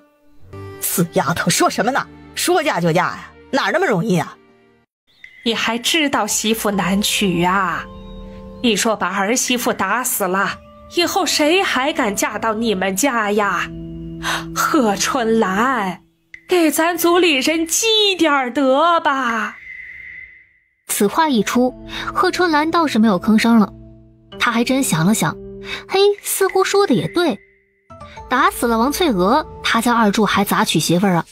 这娶媳妇儿还要花钱呢。上一次二柱出卖全村是我保住了你们，我话在这里，若是你们再打媳妇儿，不用理政，立马划去族谱赶出族，并赶出村。族长，你管的有点太多了吧？我自己家的事儿，自己的婆娘还不能给个教训了？我同意族长说的，再让我们看到你死性不改，就出族吧。对，我们族容不下你们这种人。就这样定了。二柱媳妇儿，以后若是二柱和你婆婆再打你，你就去族里找我，我替你做主。嫂子，你听到了吗？你下次只管大胆的去找族长，族长会为你做主的。实在不行就和离，你可以离女户啊。对啊，不如你现在就去找族长，说要和离。哎，不用麻烦族长了，我现在不和离。谢谢你啊，妹子，你是个好姑娘，就是嫁人的时候一定要擦亮眼睛。大人都走后，贺二柱到了屋里，看他那半死不活的样子，也是气不打一处来。这下你可满意了？全族都来为你撑腰，你是不是很得意？王翠娥这次没有哭，她的眼泪早就流干了。从今天开始，她死也不哭了。你若真是看不上我，你就弄死我。弄死你？你想得怪美，弄死你我还不得被赶出族里？你死了这条心吧。看你现在这个样子，真倒胃口。贺春兰想喊他起来做饭，看他实在起不来，也是一顿臭骂，不得已自己去熬了些粗粮粥，却也没给他吃。祖孙三人在院子里一人吃了一碗。来，我想吃肉，我想吃肉，天天吃这个烦死了，我还要吃糖。哎呦，苦了我这孙子哟！咱们现在去哪儿弄肉去呀？娘，我不想相看，我还不想嫁人，嫁人太可怕了。娘让你跟着去，是想让你看看，嫁人要擦亮眼睛，别什么烂人都嫁，要听娘的话，父母看好的才是好的。娘，我才不会看上烂人呢，我也不是翠娥嫂子，以后我的男人敢打我，我跟他拼命。大红，你跟谁拼命呢？我跟我未来夫君拼命。不对啊，他哪里来的夫君？你相看成功了？说的是哪家的男人？贺英红懒得理他，一个转身直接回了家了。那个沈素啊，这妮子今天受刺激了，没事没事，你回吧啊。这是受啥刺激了？要去拼命？莫不是谁欺负他了？刚才外面可是隔壁婶子。这阿哥，我来扶你。我不上厕所。那你有啥事儿？大红跟他娘应该是去贺二柱家了吧？我听到贺族长他们一群人都吵嚷着要去贺二柱家。贺二柱是不是又打媳妇了？可不是，我听说打得可惨了，那翠娥嫂子都起不来床了。他家那孬蛋也不是东西，跟着他奶一起打自己娘。你说说，这孩子都被他奶教成啥样了？那他没事吧？应该没事吧，族长都去了，但是，这一次次的，不死也得扒层皮了。你说说，哪有男人这么打媳妇的？真不是东西。哥，你要是觉得无聊的话，明天我让你抬到院子里透透气。不用，明日该耕种了，我这不能下床，就劳累大哥你们了。唉，这不是应该的吗？二哥，你就别多想，好好养伤。婉婉，明天又要开始耕种了。要不要先给点动力啊？给什么动力啊？这样可以吗，老公？老公？对啊，你就是我老公啊，这是我们那里对夫君的称呼。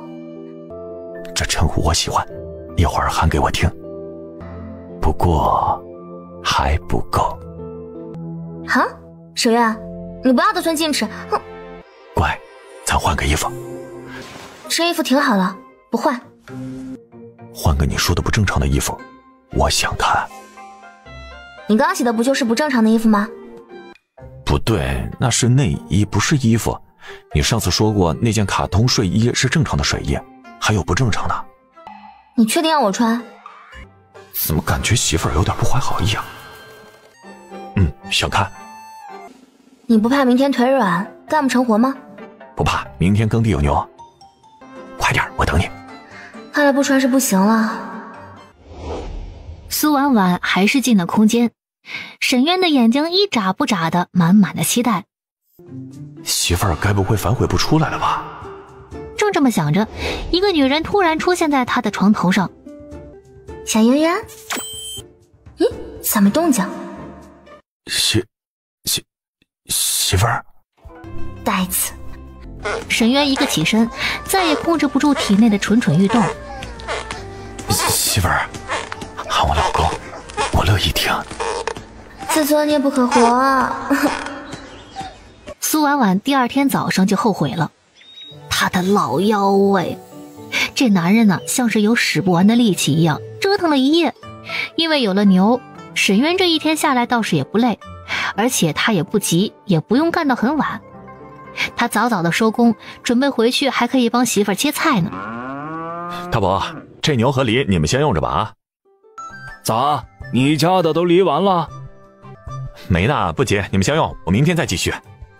风水轮流转，今年看来倒是让渊哥来帮咱们家了。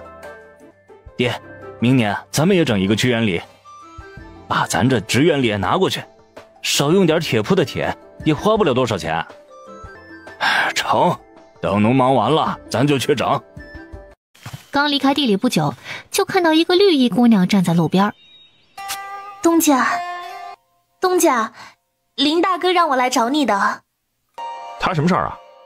东家，是这样的，林大哥说作坊那边用不着我们几个，想着问问家里有什么活让我们去帮帮。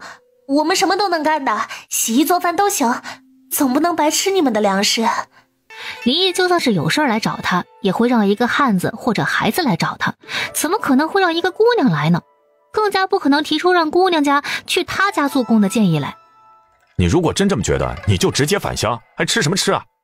你别哭了，哭给谁看呢？这里又没人。小柔，我这不是想着咱们闲着也是闲着，虽然咱们不做工没工钱，可到底也是吃了东家的饭，过意不去。垒房子咱们做不了，但是家里的活儿总会。谁闲着了？我可没闲着啊！我帮我娘做饭呢，去捡柴，还帮着和泥巴，活儿多的干不完呢。我看咱们这些人啊，只有你闲着吧。赵圆圆，你对得起林毅哥吗？他刚开始对你那么好，你竟然起了别的心思。东家有夫人的，她可比你漂亮多了，你别不自量力了。冯小柔，你说什么呢？你怎么能这么说我？我真的只是想尽一些微薄之力，真的是觉得愧疚而已。你怎么把我说的那么不堪呢？别哭了，我可不是男人，这里也没有其他人。娘让我喊你回去吃饭，你爱吃就吃，觉得愧疚就别吃。这些人眼睛都瞎了吗？这个男人也是眼瞎，这都是什么眼神啊？被那个女人的眼泪给哄得团团转，不干活还一堆人说他好话，说他心善。心善的人能去觊觎别人的男人。林毅被冯小柔这么一瞪，还以为自己做错了些什么，莫名的看了过来。哎，你表姐呢？不是让你去找她了吗？她不吃，她说不干活吃饭心里愧疚，不知道躲在哪儿难过呢。哎呀，这孩子怎么能跟身体过不去呢？她本来就柔弱，咋能不吃饭呢？她那身体也干不了活啊。一旁的林毅听到，眉头皱了皱，看了看远处，不过并不打算去找人。媳妇儿，咱们买个婆子吧，帮你做饭洗衣。你怎么忽然想起来要买人了？不忍你做饭辛苦，媳妇儿应该是小姐的命，跟着我受苦了。这是发什么神经呢？谁说我受苦了？咋没受苦啊？这手都粗糙了，媳妇儿的手还是滑滑嫩嫩的，真好。这汉子眼瞎，哪里粗糙了？沈渊，正常说话。婉婉，以后做饭开工我可能会很忙，就是想着你身边得有人伺候。你看人家大户人家的小姐身边都有个丫鬟伺候，人家有的你也得有。不过我不喜欢家里有年轻丫头，就想找个婆子也是一样的。你该不会被年轻丫头给伤害过吧？我听说大户人家的少爷都有贴身丫头的。霍将军，老实交代。没有，只有小厮没有丫鬟，所有跟我有过交集的女人我都交代过了，绝对没有其他的乱七八糟的。娘亲，小猪猪最近长高了一些呀。我没看到，我啥也没看到。爹爹，你要亲亲娘亲啊。那个猪的确是长得挺快的。婉婉，我说的是真的，你先考虑一下，回头咱们去城里看看。苏婉婉点了点头，她得想想。沈渊，就这样点种子的话，需要多少天能点完？得10天吧。10天啊，这个时候打铁铺也没什么生意，过去做3个犁头应该也很快。还有木匠那边，楼车的支架部分也不难，刘阿叔那速度估计1天就能完工，制造出楼车来最快2天就能做好。可是做出来后，按照犁地按速度1-2天就能把种子全部种完，依旧能节省很多时间。苏婉婉说干就干，立马就带着月儿回到了家。回家以后就画了图纸，先赶去了刘二叔家。刘二叔忙着呢。嫂子来了。娘亲，妹妹的手好小啊。嫂子，你说的办法真管用，你看我家珍珍这小脸已经不黄了。刘阿叔，这个我要的急，这是播种用的，你看能不能加急做出来，我可以多付钱。嗨，说什么钱呢？我们这衣柜图纸还是你提供的呢。一码归一码，那个柜子卖出去我们可是还要收成呢，其他的该多少就多少。嫂子，这又是琢磨出来啥好东西了？播种用的？对，这个叫楼车，你看这上面有2个漏斗，一个是可以装大一些的种子，一个是装小一些的种子，种子会顺着下面的孔掉落到土壤里。天爷呀，嫂子，你这个篓车做出来，再加上屈原犁，一个人就能种好多地了。我这就去做，晚上赶工，明天就能做出来，不能耽误了播种。那就麻烦刘二叔了，我再去一趟镇上定制下面那些犁头。娘亲，你要去镇上吗？我也去。行，咱们去找你爹。沈渊听闻，立马找了林毅过来帮忙先播种。小云逸和沈昭在家看着，当即就赶着牛车往镇上去了。哟，是你们呀！哎呀，上次做那个是不是屈原犁？哎呀，太厉害了！哎，我能冒昧的问一句，这是做什么的吗？播种机，师傅，我要的急，2天时间能做出来吗？能做，没问题。付了银子，一家3口从铁匠铺里出来，已经是正午了。客官里面请。渊哥、嫂子、小月，你们怎么来了？我该不会是眼花了吧？这时候不都应该在耕地播种吗？先给我们弄点饭菜过来，饿了。你们要吃什么？我去叫。做几个你们酒楼好吃的菜，要快啊！沈华立马屁颠屁颠的跑去后厨，一会儿又拎了壶水出来，给他们都倒上。渊哥，你们赶紧喝口水。二叔最近咋样啊？我爹啊，天天待在炼油坊，这几日正在打扫，顺便维修一下。这眼看着就要恢复正常日子了，游方的生意也不能断，只是现在不好干了呀。对了，渊哥、嫂子，你们别和我娘一般见识，这次她回娘家可是受了教训了。我大舅和二舅嫌她在家里吃粮食，整天让她干活，还不给她吃好的，自己关起门吃香喝辣。我娘还听他们背地里骂我爹蠢，说欠我们的香油货款不给也行。反正嘛，我娘在娘家那几天过得很不好，这次应该是真的被娘家伤了心，要改好了。这些日子对我爹可好了，再也没说过娘家的好话。那就好，这是你们家的事，我和你渊哥自然是管不得的。这是你嫂子画的图纸，上面标注的很清楚了。这种炼油法更省时省力，到时我们还会种出其他出油作物，你回去给二伯看一看。这嫂子家原来是做什么的呀？制造出屈原离不说，竟然还懂炼油。我们这不是让白用的，你们这里后期销售我们不管，原材料自己去收购，也就是一张图纸，我们收你们以后2成的利润，只收1年，以后就都归你们。渊哥，这么好的东西你真给我了？渊哥，你们我好好干，到时忙不过来你就回去帮你爹，早日成为炼油大户。炼油大户？你咋不说炼油大亨呢？哼！谢谢渊哥，回去我就和爹说。如果同意，就尽快开始改造，等秋收的时候，正好就可以投入使用。这图纸你千万说好了，若是被别人偷走，你们就抢占不了先机了。成，我知道了，我回去和爹说。渊哥、嫂子，这旱灾刚过，菜品都不全，你们先凑合着吃。这已经很好了，我尝尝你们做这个豆腐。咱们通许县什么不多，就是做豆腐的多，咱们这里的豆腐也是一绝。这时，店外来了一辆马车。小姐，我们先进去歇歇，吃点饭吧。这是平阳镇上唯一一个酒楼。哎，这位小姐，快请进啊！你们这里没有包间吗？不好意思啊，店太小。也罢，将就一下吧。把你们店里的招牌菜都做一些，先给我们找个茶壶过来，不用你们这里的茶。小桃，把茶叶给掌柜的，泡我们的茶。好嘞，客官，你们慢请。娘亲，她的衣服好漂亮呀！看什么呢？赶紧吃。看人家好看啊。好看？没有你好看。人家蒙着面纱呢，你怎么知道就没有我好看？说话一点都不走心。爹爹说的对，蒙着面纱也没娘亲好看。小姐，您就将就一下吧，咱们快到了。小姐，我们要直接去新平县吗？您问的大柳树村就在这平阳镇，确定不要去看看吗？我们不能贸然前去，那新平县离这里也不远，咱们先在这里安顿下来再说。沈渊这边也没多想，看已经吃得差不多了，就去那边付账。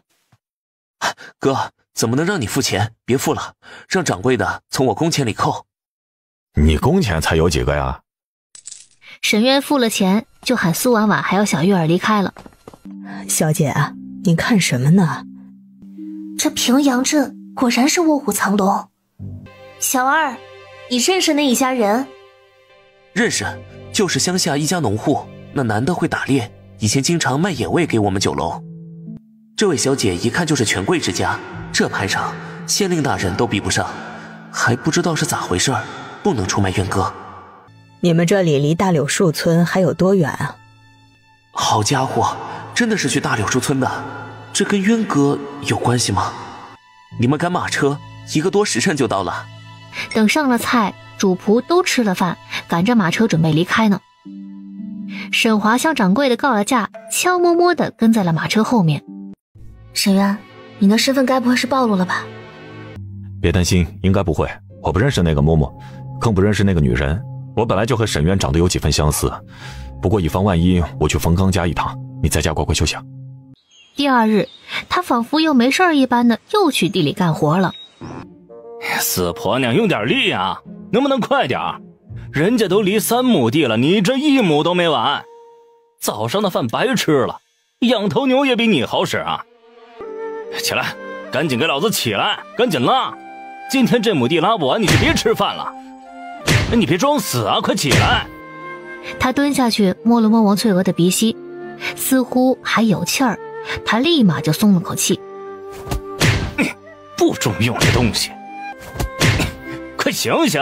想偷懒不想干活啊？这是咋了？不想干活了，装死呢？你赶紧起来！你不干活，这地里的活谁干？娘，他该不会是真的昏了吧？混气！你呀，这时候还打他干嘛呀？这下咋办啊？谁来拉理？这次我没打他，是他自己不争气。老蛋他娘，你怎么了？你醒醒啊！你怎么了？这一声尖叫果然将人都给吸引过来了，尤其是贺家的族人。贺二柱，你又打媳妇儿？没有，我没有。这次我真没打他，许是热晕了。嫂子，嫂子，快把他抬回去！就算是没打，嫂子这么瘦弱，你还让他拉犁，你们肯定也没让他好好吃饭，他不晕倒才怪呢。你个混账玩意儿，还是不是男人？自己赶紧去把媳妇领回家。刘大夫这2天正好回来了，快去喊人。哎呀，真是造孽呀！这么好一个媳妇儿，被折腾成了这个鬼样子。就是，这翠娥嫂子太可怜了。贺二柱家里，柳青云正在诊断。亏得太厉害了，再这样下去，人迟早被磨死。咋就亏了呀？啊，平常也没少着给他吃的，都吃一样的饭，为啥他就亏了？就他矫情啊！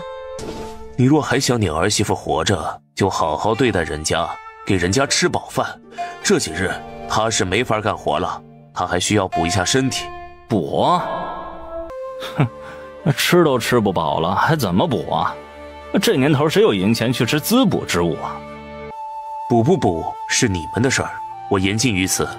我看你们这情况也不会给他买补药，哪怕有一点良心，熬些米粥给他吃几天，也算是没白给你们家干那么多活。对啊，二柱，你哪怕看在他给你生了一个儿子份上，也不能看着他不管呐。让媳妇儿搓磨成这样，我看以后谁还能给老胆说亲？翠娥太可怜了，身体都成这样了，还要下地干重活。站着说话不腰疼，这什么年头啊？不饿死都是好的了。那你们可怜他，你们给我拿些米来，我一定给他熬了吃，多管闲事。众人一听他这么说，也是气得哑口无言，纷纷转头离开了。呸！一个个说的好听，一说要拿米，跑得一个比一个快。呸！真是晦气，早不晕晚不晕，偏偏这时候晕，一定是故意不干活的。二柱，你这婆娘还不能死，除非你能找一个更好的婆娘。咱们还是先看看，赶紧犁地吧，总不能真不种粮食啊！来年咱们吃啥？吃啥？去大哥那边要呗，他总不能看着咱们饿死。更何况咱们的种子先前吃了不少，也没多少，5亩地啊，怕是都种不完。能种多少是多少，咱们吃不饱没事儿，不能让孬蛋饿着呀。走走走，娘给你拉犁。母子二人骂骂咧咧地离开了，也不管王翠娥的死活。在他们都离开以后，王翠娥轻轻地睁开了眼睛，本来犹如死灰一般的眼眸，此刻却显现出了一丝的狠意。赵姑娘、冯姑娘，你们这是去哪里啊？我们刚洗了衣服回来，你们下地啊？呀，那你们可得小心点，刚下了暴雨，地面还很滑，你们慢点走啊。啊，谢谢，我们知道的。那人一看就不是好人，表姐这么客气干啥？你懂什么？咱们现在住在人家大柳树村，和村民搞好关系不是应该的吗？赵圆圆看了看地里种地的人，一眼就看到了远处的沈渊。看什么呢？表姐，赶紧回吧。我这不是想看看他们种的种子吗？咱们东家可真有福气，居然能找到这么好的种子，不知道咱们有没有机会也种一些？我可听说是夫人找到的，你别瞎说啊。那种子那么金贵，他们自己都不够种呢，你可别打歪心思。这是作坊那边的难民吧？竟然还有这么水灵的姑娘。不过我看那圆脸的丫头啊，心思不纯，刚才她好像一直在看沈渊来着，该不会是惦记上沈渊了吧？惦记沈渊又有啥呢？当初柳春梅也惦记沈渊呢，最后不还是被他给征服了？想到赵媛媛那身段，贺二柱就觉得浑身燥热。娘，走，咱们赶快去离地。沈渊一个人赶着牛车去了镇上，沈昭和沈云逸又去了地里。今天下午依然是林毅在锄地，他俩点种子。苏婉婉则是带着小月儿去了作坊那边。夫人，您怎么来了？姑姑也挺会巴结人的。没事，我不用做。我看看咱们这里的石灰粉还有多少。啊，在那边呢，还有不少呢。大婶，你找那些人把石灰粉顺着墙四周都撒一些，还有每日一定要多烧一些开水放凉给他们喝，千万不要让他们喝生水。我们可没有那么娇贵，生水不能喝吗？这不是娇贵不娇贵的问题，干旱过后的雨水里面都是细菌和病毒，喝了容易生病的。啊，说得对，说得对，还是夫人考虑的周到。都说大旱后有大灾，我们得防着点儿。马屁精！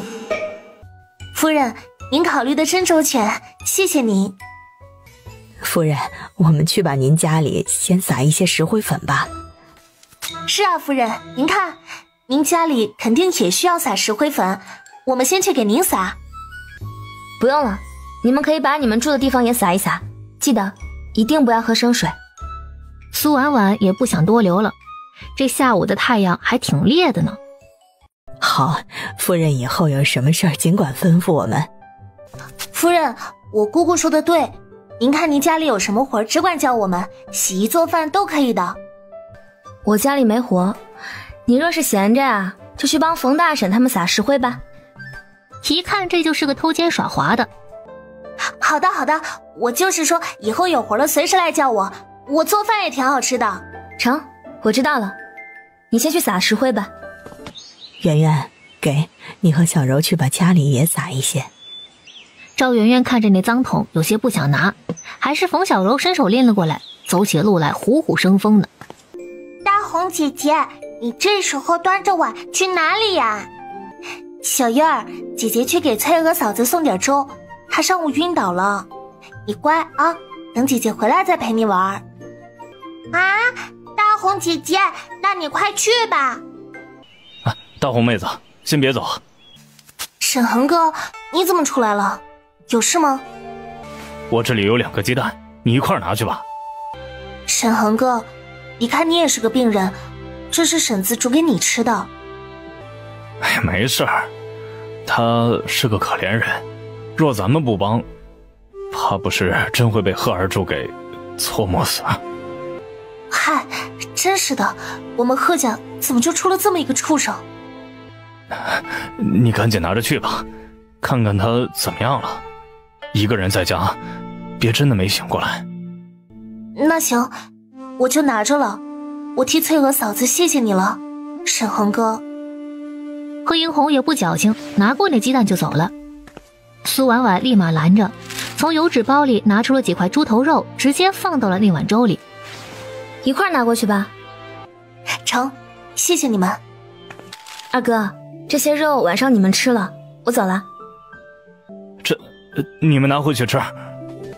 没事的，家里还有，给你们添个菜。二伯，我娘亲做的这些肉可好吃了，你们吃吃看呢。回家途中经过了难民住的地方，他看到赵圆圆和冯小柔正在撒石灰，不过冯小柔一直干得很卖力，赵圆圆却只在一旁指挥着。夫人您好。你们快撒完了呀。夫人是有什么难事吗？家里确实有点活儿，就是不知。夫人尽管吩咐，我们这边呢也完了，就帮您去做一些。那行吧，你跟我来。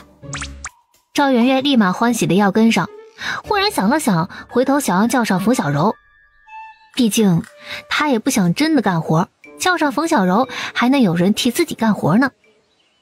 那位姑娘，我看石灰粉还剩有，你去村口那边几个宅子里，顺着墙缝都撒一些。苏婉婉知道他的意图，不等他开口，就招呼了一下冯小柔。好的，夫人。